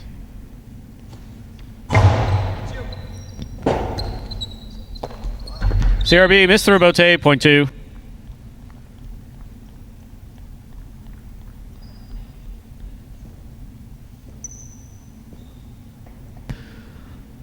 White shirts opposed 3 receive. Here's Juice and Carballo.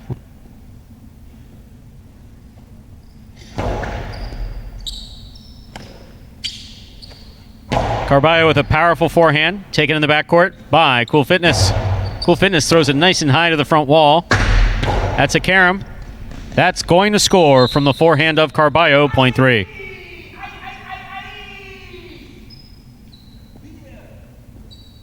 And the crowd goes wild, Stu. Yes. One person in the crowd went wild. He's unfortunately playing that point. Green shirts at post 4 receive Asier and Kubala.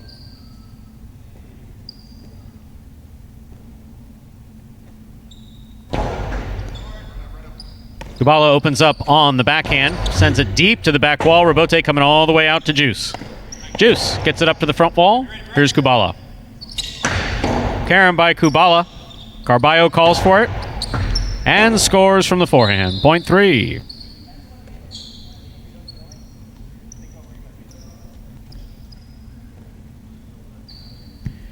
Our next matchup has Juice serving against the black shirts at post 5. Bueno and Tennessee receive.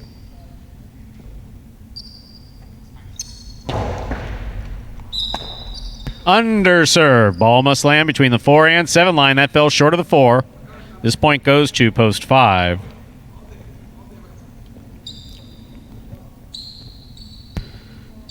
Here are the yellow shirts of post 6. We have Diaz and Anderluck.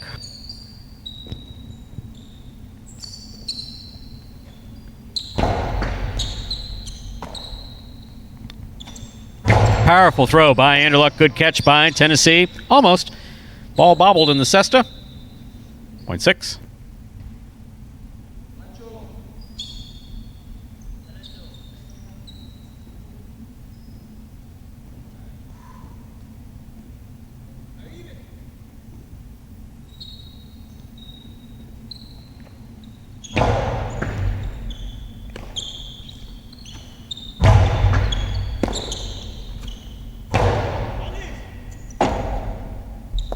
There's a rebote for Fred. That's still in play. And it scores. Anderla can't believe it. Wow. We can't. That was unbelievable. Ikeda was already walking off the court. 0.7. Never count Fred out. You can never count Fred out. Never. You're welcome, Fred. Purple shirts post 8 receive. Here's Rock and Ben.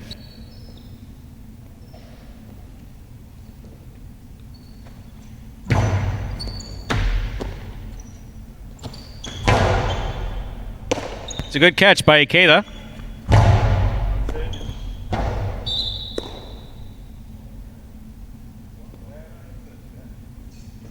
Point 7.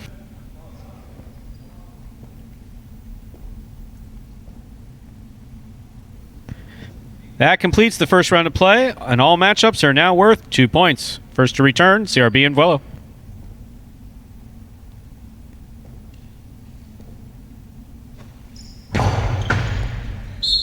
Over serve. Ball must land between the 4 and 7 line. That went over the 7. Over serve. Point 1. Receiving post 2, Lamonte and Cool Fitness.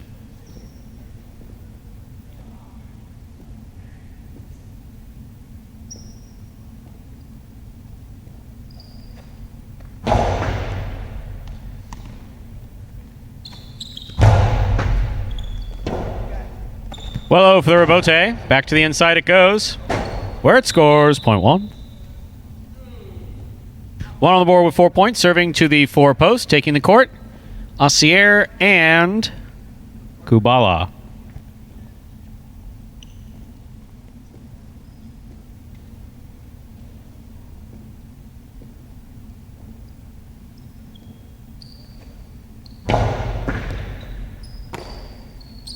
Kubala opens on the backhand.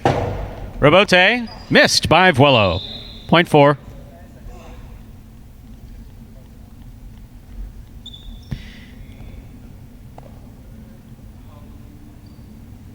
Here's post 3 in the white shirts. They return. This matchup has Assier serving to Juice and Carballo.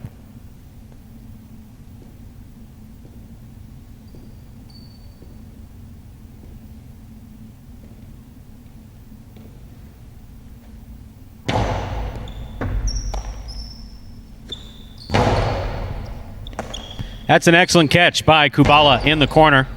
Carballo looks for the rebote. Nice rebote save. Here's Kubala.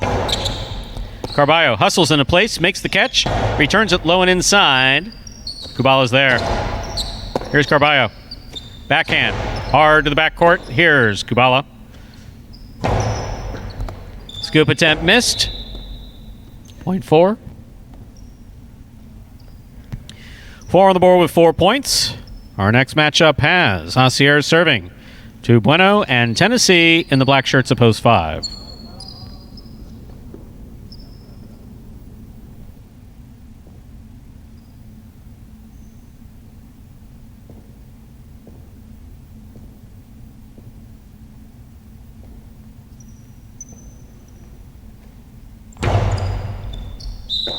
Over serve. Point 5. 5 on the board with 3 points, serving to the returning 6 post. Here we have Diaz and Anderluck receiving.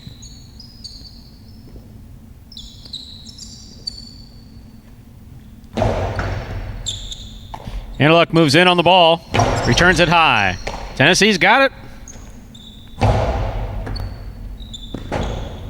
Anderluck trying to get that ball up to the front wall, fell just short. Point 5. Possible game point for the black shirts at post 5, the team of Bueno and Tennessee. Trying to stop them, Rock and Ben.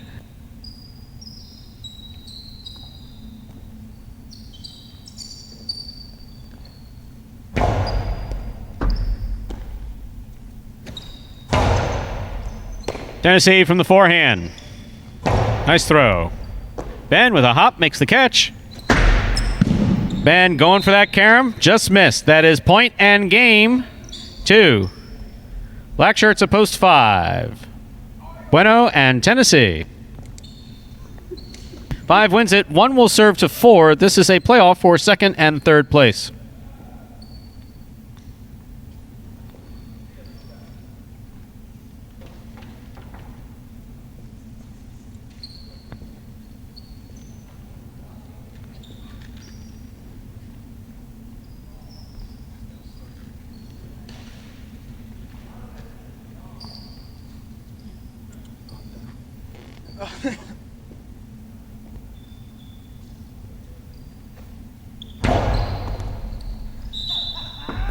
Ball tipped in the front court. Point and place. That second place for the one shirts. The one shirts. Huh. It works. Asier and Kubala come in third. Unofficial order finish 5-1-4.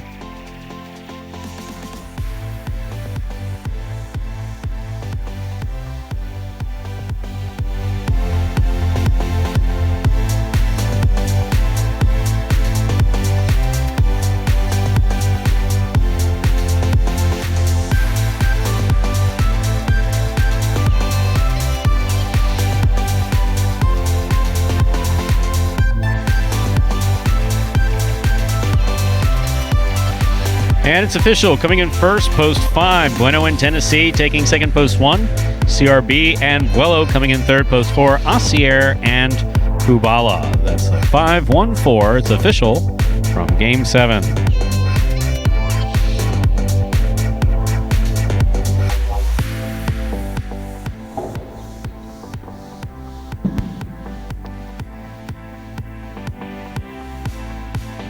A high 5. 45745. 3 of 5 numbers returning $44.20. $1,710.40 in the carryover jackpot. The Quinella, that is first and second in any order, 1-5 or 5-1, $11.40. The trifecta, 514, returns something.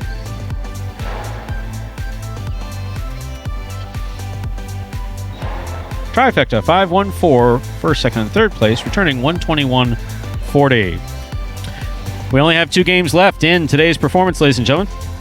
Games 8 and 9. 2 singles games. One's a 7-point game, the other's a 9-point game. Both do have scratches.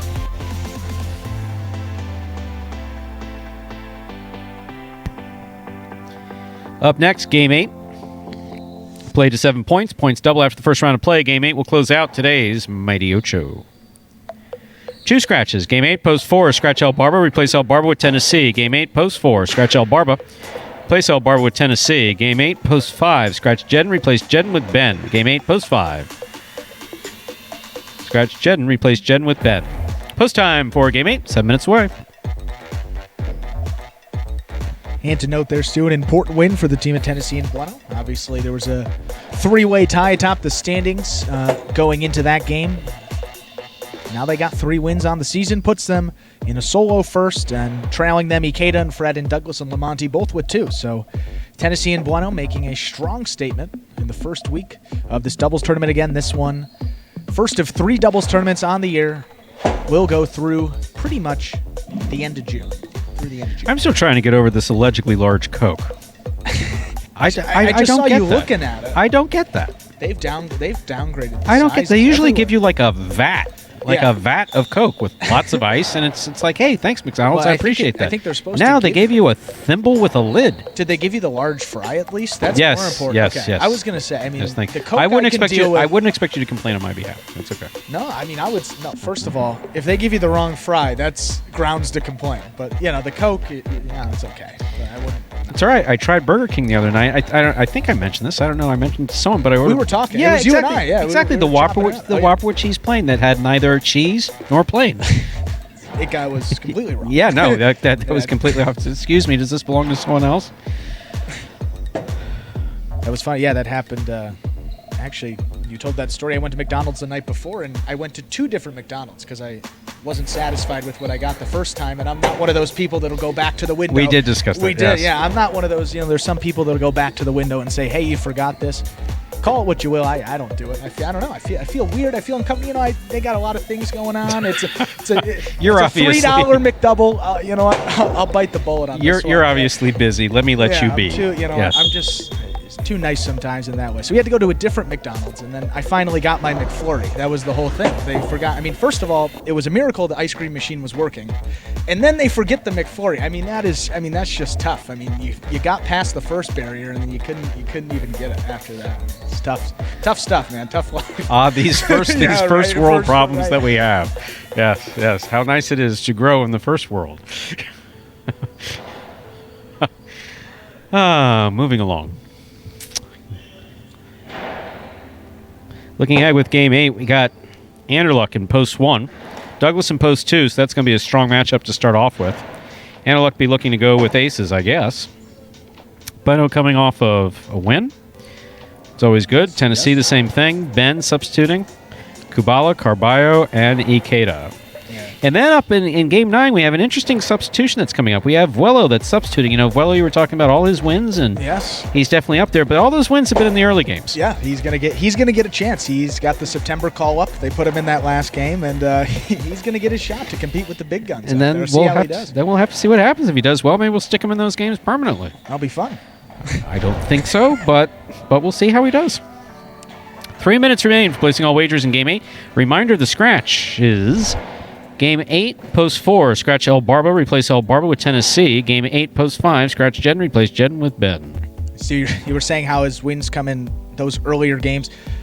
How these performances go for the purposes of you fans at home that are wondering, sort of those first singles games, think of it like baseball. Obviously, all these guys are professional, but think of it as more of like a AA, like minor league level. Obviously, they're professionals, but a little bit, lower level than a typical, MLB level type player.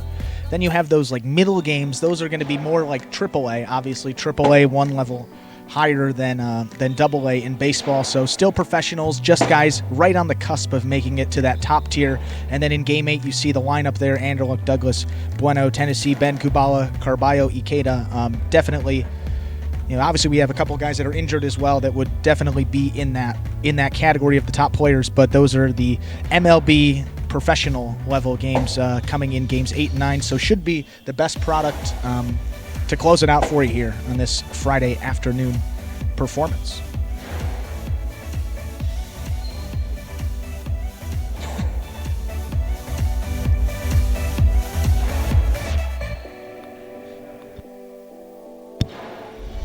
And while we have a second, why don't we give you a little update with those singles standings. A couple of the guys at the top of the list are playing in this game. All important, Ikeda with 12 wins to begin this 2020 season. Playing a couple more games than Douglas in second place. Douglas is in second with 8. So obviously over the course of the year, those games will even out and everyone's going to get their opportunity to play. So still early in the standings. Maybe misleading a little bit because they don't have total games played on this sheet that I have. You have it on the stat sheet that is online at Magic City on our website. They have all the stats. So it is right there. You could certainly check those out if you like to keep stats at home, keep track of your own wins. And as we said, hopefully we'll get those standings up on your screen so you can see them all, and I don't have to tell them to you every single time, and you have to hear me. Oh, I thought you were doing it for the good of the viewers. You're doing it because you don't want to do it. No, I'm doing it for the viewers. I want the people to be able to see it. They don't want me to ramble on. They're like, he's got 12, 8, 4. I mean, I'm saying 50 numbers, so I think your rambling sounds good. We're ready to begin. Game number 8.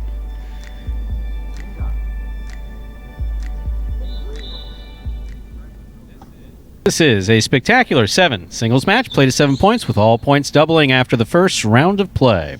Serving, red shirt of post 1, number 1, Anderluck. Receiving the blue of post 2, number 13, Douglas. First matchup has Anderluck serving against a roommate of his, Douglas.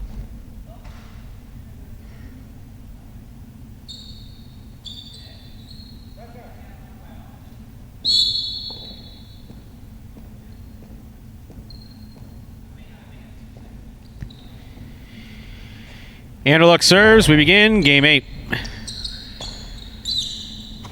Powerful forehand by Douglas. Good catch by Douglas. Strong backhand throw. Douglas from the forehand. There's the carom. It scores .2.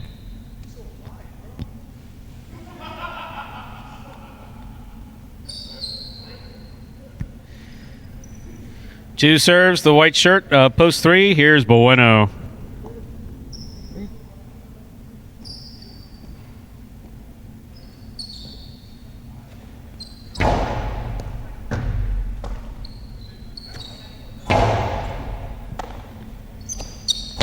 Powerful reverse, backhand rather, thrown by Douglas.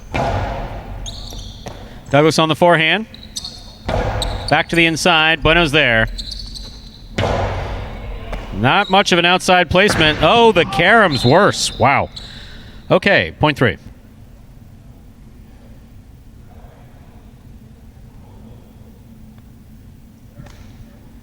The pad's bad, Stu. What's the floor, huh?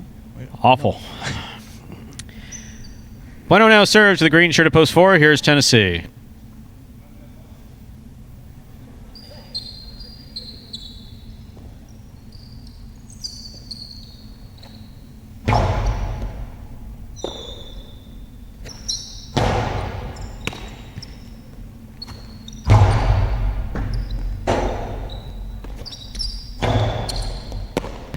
Almost a good pickup there by Bueno, .4. Black shirts up post 5. Here's Ben. Matchup of Tennessee serving to Ben.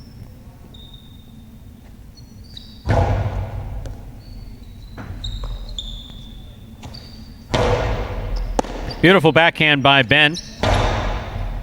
Scoop by Ben. In and out of the cesta. .4.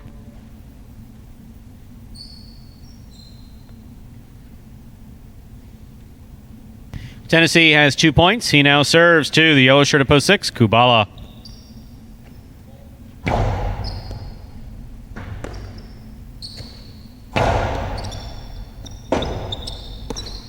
Tennessee, forehand rebote. Very nice. Here's Kubala. Over the top. Under the bridge, that's called. And that is very much under the bridge. .6.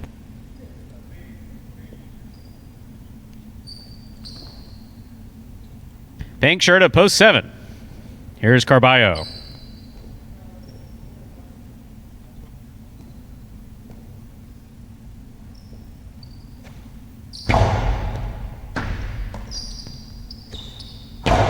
Powerful backhand by Carballo. Kubala on the rebote. Carballo with the catch. Back to the inside. Forehand rebote. That's a good effort by Kubala to try to make that rebote. Point goes to the 7.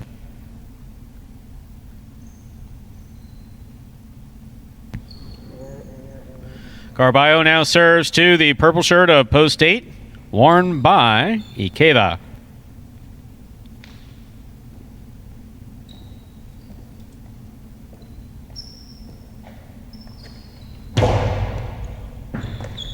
Good catch by Ikeda. Nice backhand.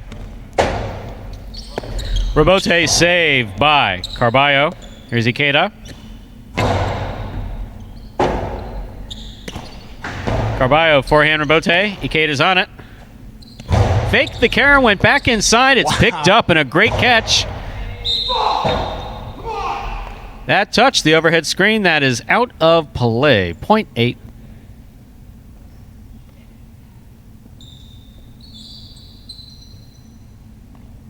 That completes the first round of play, and all matchups are now worth 2 points. First to return, Anderluck.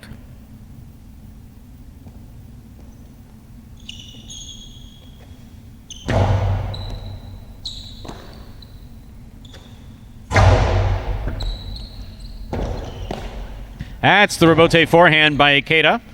Here's Anderluck on the backhand. Nice and hard. Ikeda, forehand rebote. Gets by Anderluck on the left side and scores .8.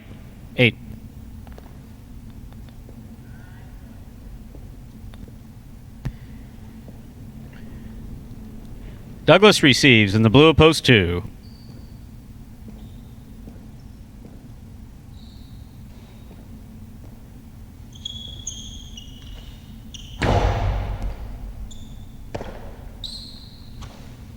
That is a powerful throw by Douglas. Ikeda on the rebote. To the outside and a little too far outside. That's off the court. 1-2. A lot of power behind that throw from Douglas. You can see he really wants to win this game, but back in the win columns too. 2 on the board with 3 points. Serving to post 3. Bueno.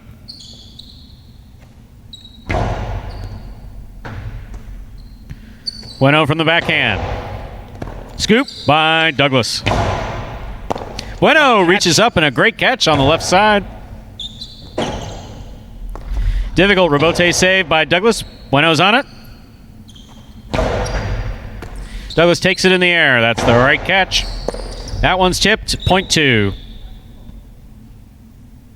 Possible game point for the blue shirt of post 2. Douglas trying to stop him in the black shirt of post 5. Ben.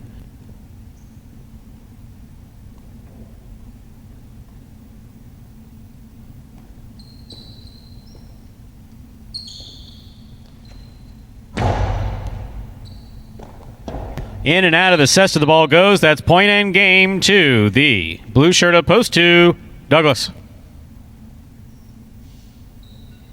No playoff here. 8 places, 4 shows. That means 8 comes in second, 4 comes in third. Unofficial order finish 2, 8, 4. Your prices will be posted in a moment.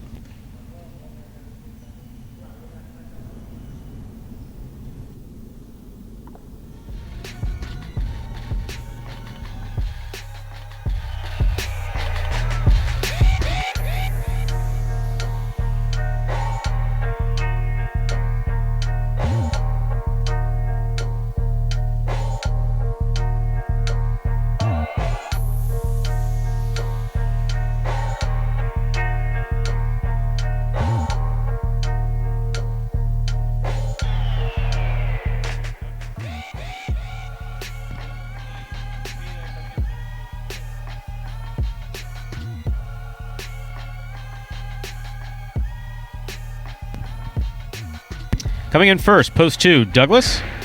Taking second, post 8, Ikeda. Coming in third, post 4, Tennessee. Tennessee was substituting for El Barba.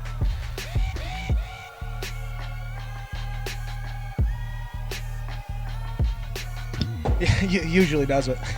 $2 Quinella 2-8. That's first and second in any order.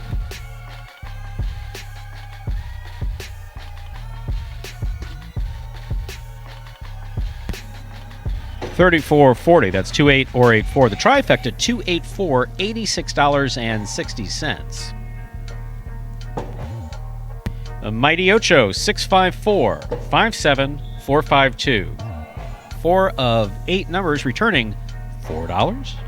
Care of a jackpot $393.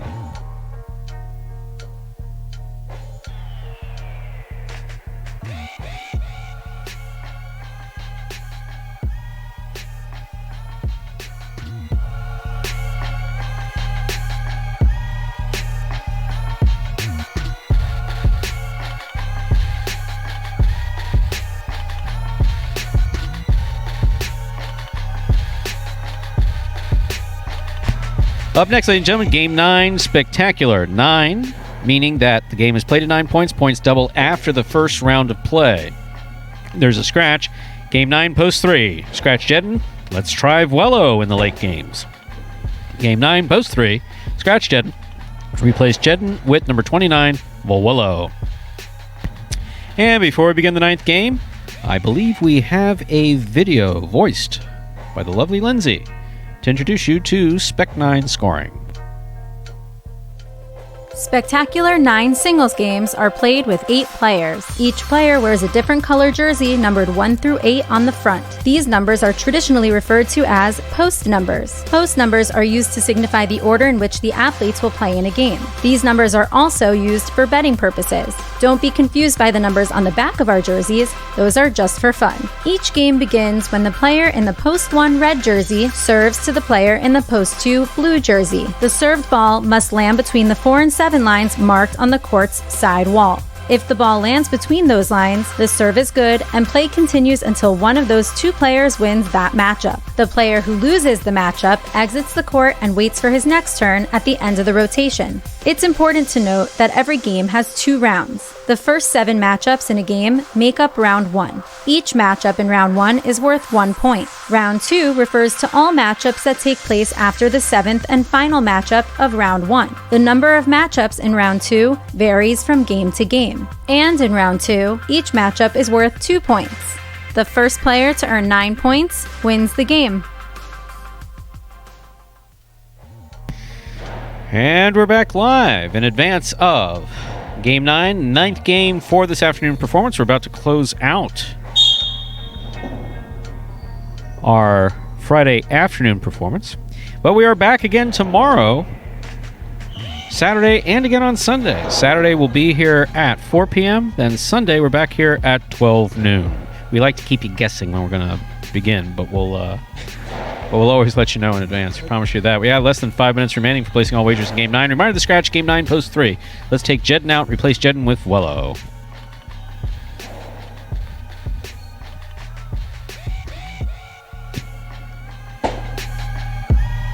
Now, Stu, I was interesting, kind of a weird parallel here, but bear with me for a sec. I was talking to my grandfather the other day. I told you the story a little bit.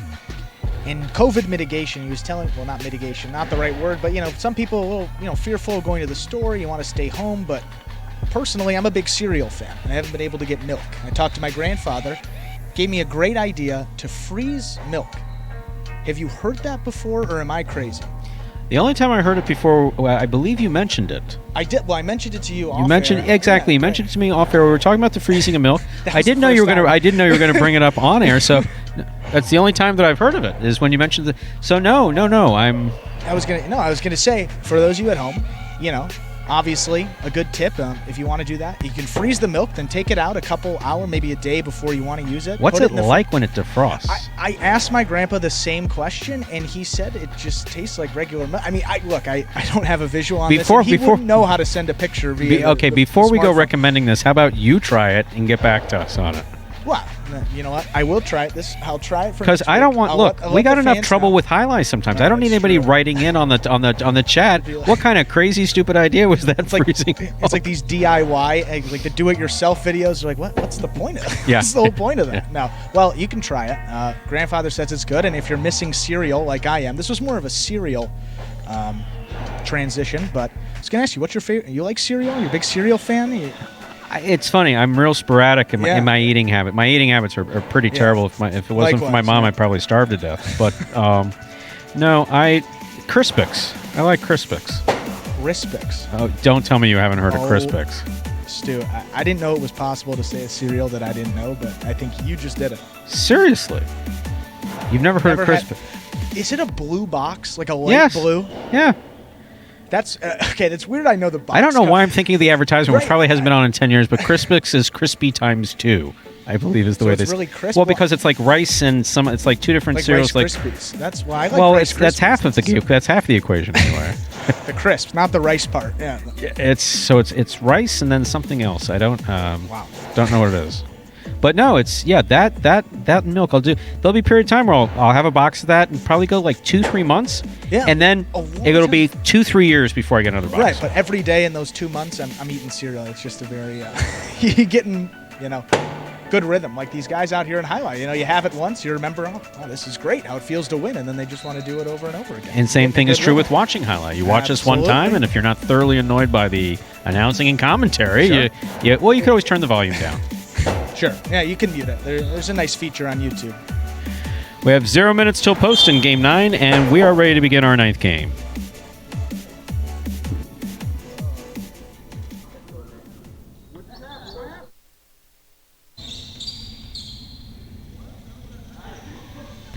This is Game 9, a spectacular 9 Superfecta match. This game is played at 9. That's 9 points.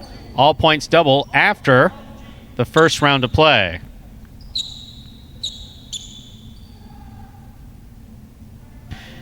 And we're looking at what's going on. Oh, the ball got stuck in the pad. That's interesting, since the pad doesn't have any lines. That's interesting. Or grooves. So, that's how we'll finish out the program. Carballo serves to Anderluck in the first matchup of the 9th game, the Superfecta game, played to 9 points.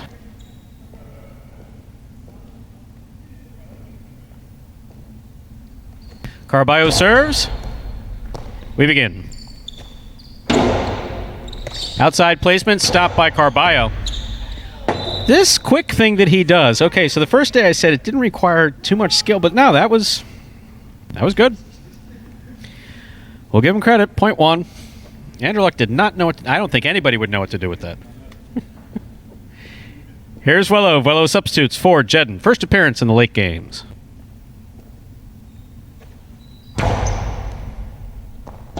Off the tip of the cesta the ball goes. Point one.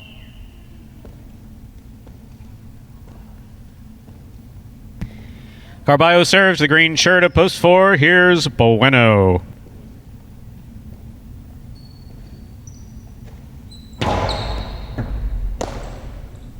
Bueno on the backhand. He goes deep.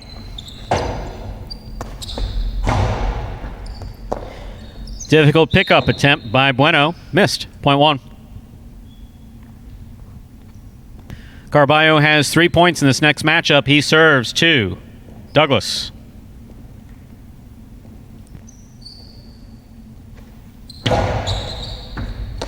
That's a great catch by Douglas off a good serve by Carballo.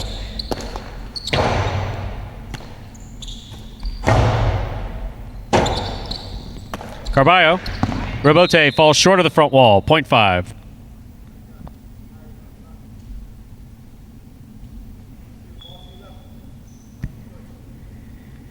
Douglas now serves to the yellow shirt of post 6. Here's number 7, Ben.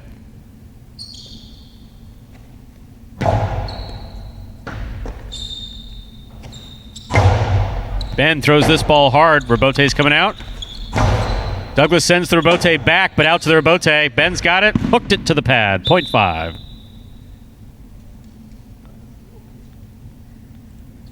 That'll bring to court the pink shirt of post 7. Ikeda receives.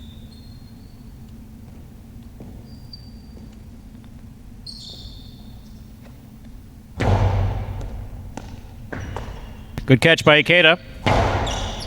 Douglas from the 9 line. It's a powerful backhand.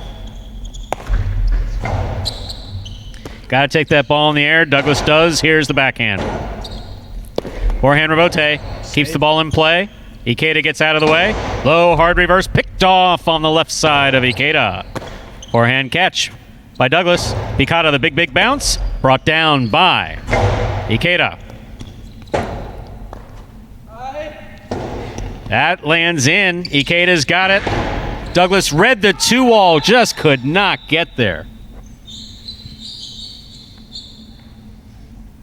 Well played by Ikeda and Douglas. Point 7.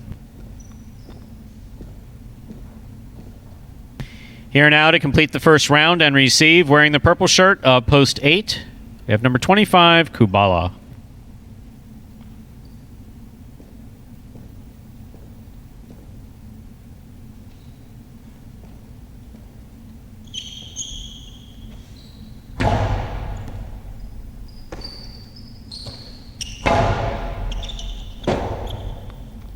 Forehand Robote saved by Ikeda. Kubala moves in. There's the backhand. Powerful. Robote turned by Ikeda. Outside placement. That is beautifully executed by Ikeda. Point 7. Man, much more difficult shot that he made that look. Perfect placement. Get the point there for Ikeda. That completes the first round of play, and all matchups are now worth 2 points through the end of the game. First to return the second round, Andrew Luck.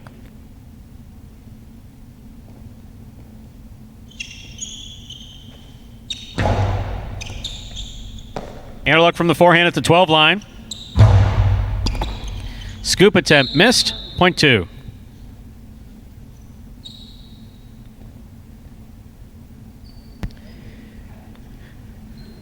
Andrew Luck now serves to the white shirt of post 3. Here's Wello.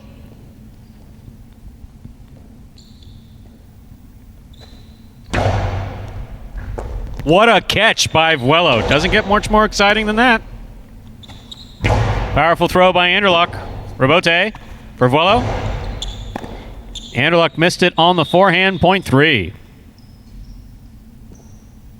That's why they call him Wello, Stu. The man of flight getting up there. Right at the O. Here's post 4, Bueno.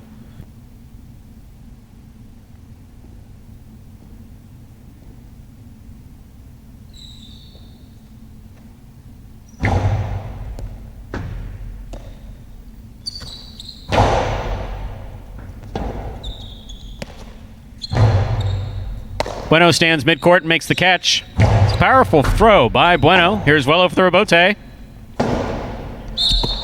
That hit the pad. Touched the top of the pad.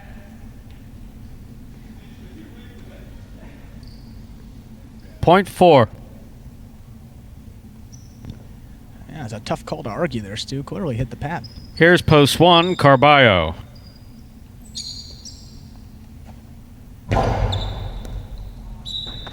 Over serve. Ball must land between the 4 and 7 line. That past the 7. This point goes to post 1. Carballo has 5 points, but remember, 9 points needed to win a superfecta game, and this is a superfecta game. Here's Ben.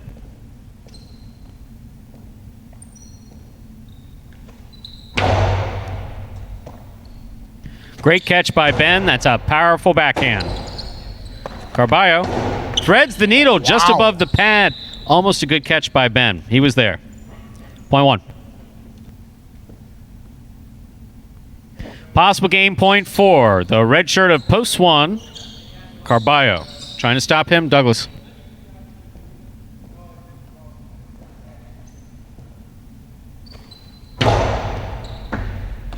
Good catch by Douglas. Beautiful throw. Carballo's there. Scoop. What a catch by Douglas on the backhand. Here's Carballo. Douglas makes the catch.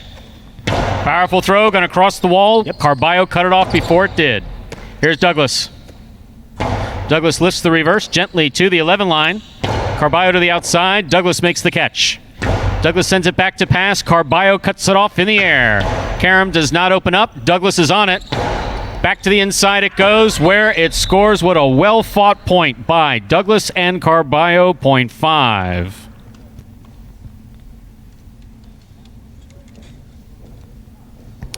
Here's post 8, Kubala.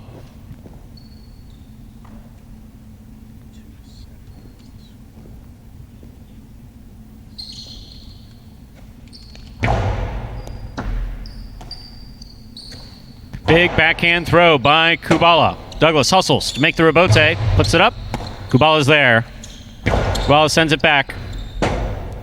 Rebote left side by Douglas, too low, point 8. Play continues.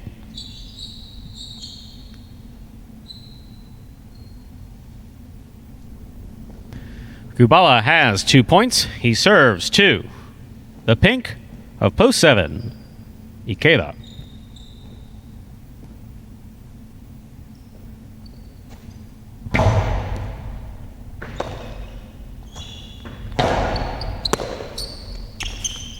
Outside placement, cut off by Ikeda. Ikeda faked the carom, dropped it back inside. Kubala read it. He puts it back inside where it scores, point 8. And just got him with a little bit of a fake there. Made Ikeda respect both sides. Kept it inside there to score a good shot from Kubala. Kubala now serves 2. Anderluck in the next matchup. Kubala serving blue post 2.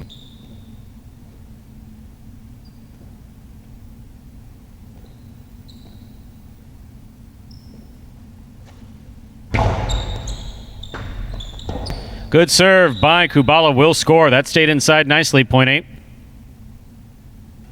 8 has 6 points. Receiving, post 3, Vuelo.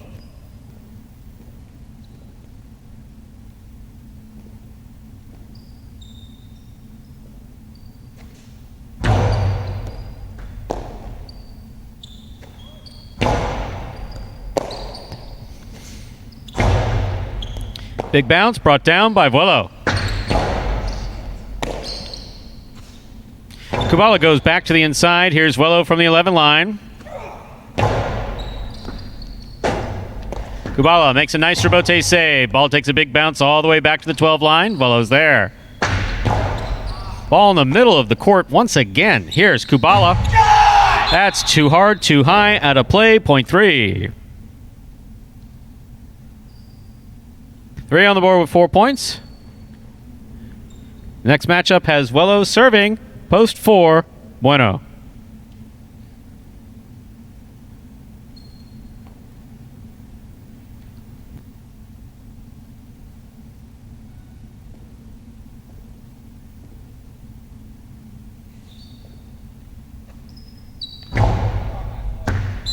Way over. Point 4. 4 on the board with 4 points. Here's post 6, Ben.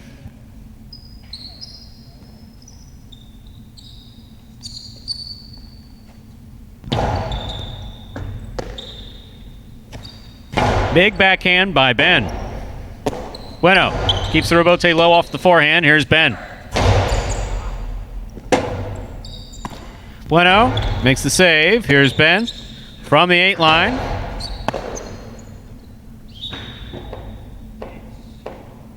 Point 7. Point 6, rather. 6 is serving to the returning one post Carballo. He takes the court with possible game points. 7 points.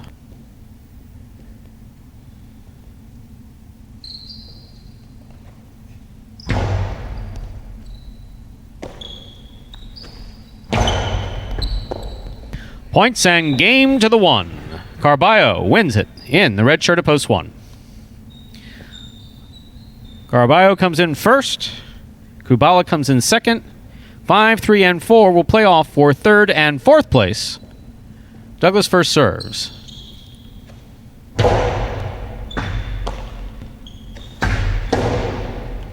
Catch by Douglas. Douglas trying a Dejada. That scores.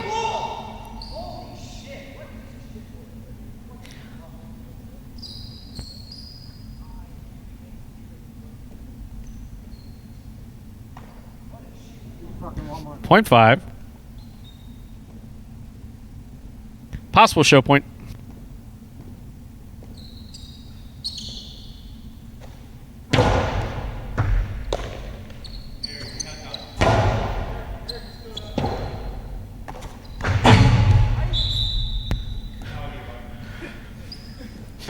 Point 4.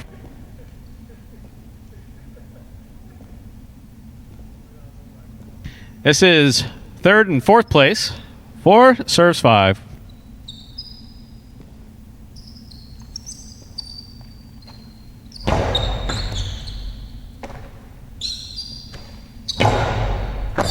What a catch by Bueno.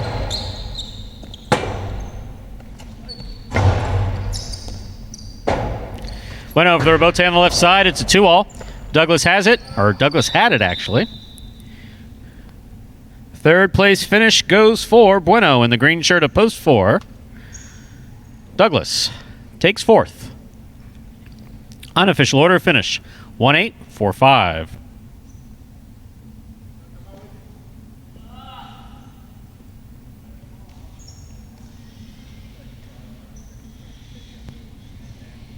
And results from our ninth game are official. Coming in first, post 1, Carballo. Taking second, post 8, Kubala. Coming in third, post 4, Bueno. Coming in fourth, post 5, Douglas. 1-8, 4-5 is the official result from our ninth and final game of the afternoon performance.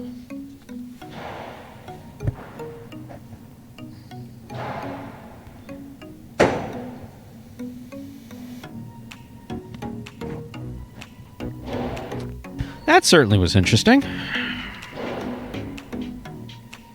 Huh? Yeah, I did say that in the microphone. Yes, I'm speaking to everyone. That was interesting. Wow. Game 9. That Superfecta game always keep you on your toes, that finale here at Magic City. That extra 2 points that you have to win absolutely moves. Oh, yeah. Can move it around anytime. Yeah, because anybody can win. Maybe it's just mentally you're just used to playing up to 7, and it's like, oh my god, I got to get that one more point. Yeah. And we know how hard it is, as you've seen many times already in this young season, to just get 1 point to close it out here in Jai-Alai. The prices come up on your screen. And we have the Quinella. It's a consolation Quinella. 1-all, 1440. That's one with all numbers. 1440. 8-all, $4. Trifecta 184. $425 even.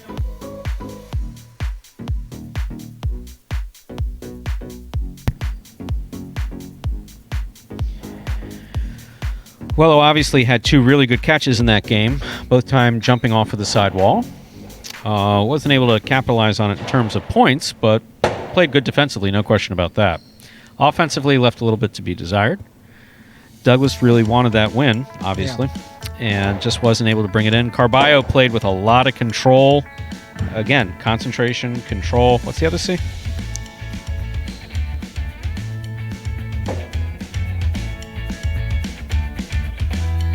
As he's writing feverishly. That's one of the things that takes place, is that one of the reasons why I read the payoffs is because Andrew is feverishly writing, because these prices disappear after a while, and then it's taken from what's written down and put into the computer, which then goes into the statistics and the results that you see. If you go to the website, those are all typed out by hand. So if there's ever a mistake, you know the guy to call. call. Believe me, they let us know. There's no question about it. No, I personal emails and calls, and after 30 years, you think you could get it right. That's just what I guess they sound like. Well, that's what I think that some people say. Or someone called the other day. It was particularly funny. Might be listening in. If so, I hope you're pleased with what you're getting. But he gave us 10 minutes to get the results online. I say it's a tough process. Now I'm starting to do them in between the games to get them up there a little bit quicker. But it takes almost 20 minutes after the performance, 30 minutes to literally to every number has to be typed in. Every decimal point, every number has to be typed in. So that, ladies and gentlemen, will do it for this Friday afternoon performance of Live Jai-Alai in the Magic City on YouTube's Jai-Alai Channel. We're glad that you chose to join us this afternoon and invite you to join us again tomorrow when we'll play 9 games at 4 p.m. We sure hope you enjoyed today's Jai-Alai action at Magic City. Please like and subscribe to the Jai-Alai channel and let us know your thoughts and any questions you might have in the chat when we're playing live. On behalf of players, staff, and management of Magic City Jai-Alai, we thank you for joining us today and hope you'll all join us again at 4 p.m. tomorrow. That's Saturday. So goodbye till we can see you back here at Jai-Alai. Have a good night, everyone.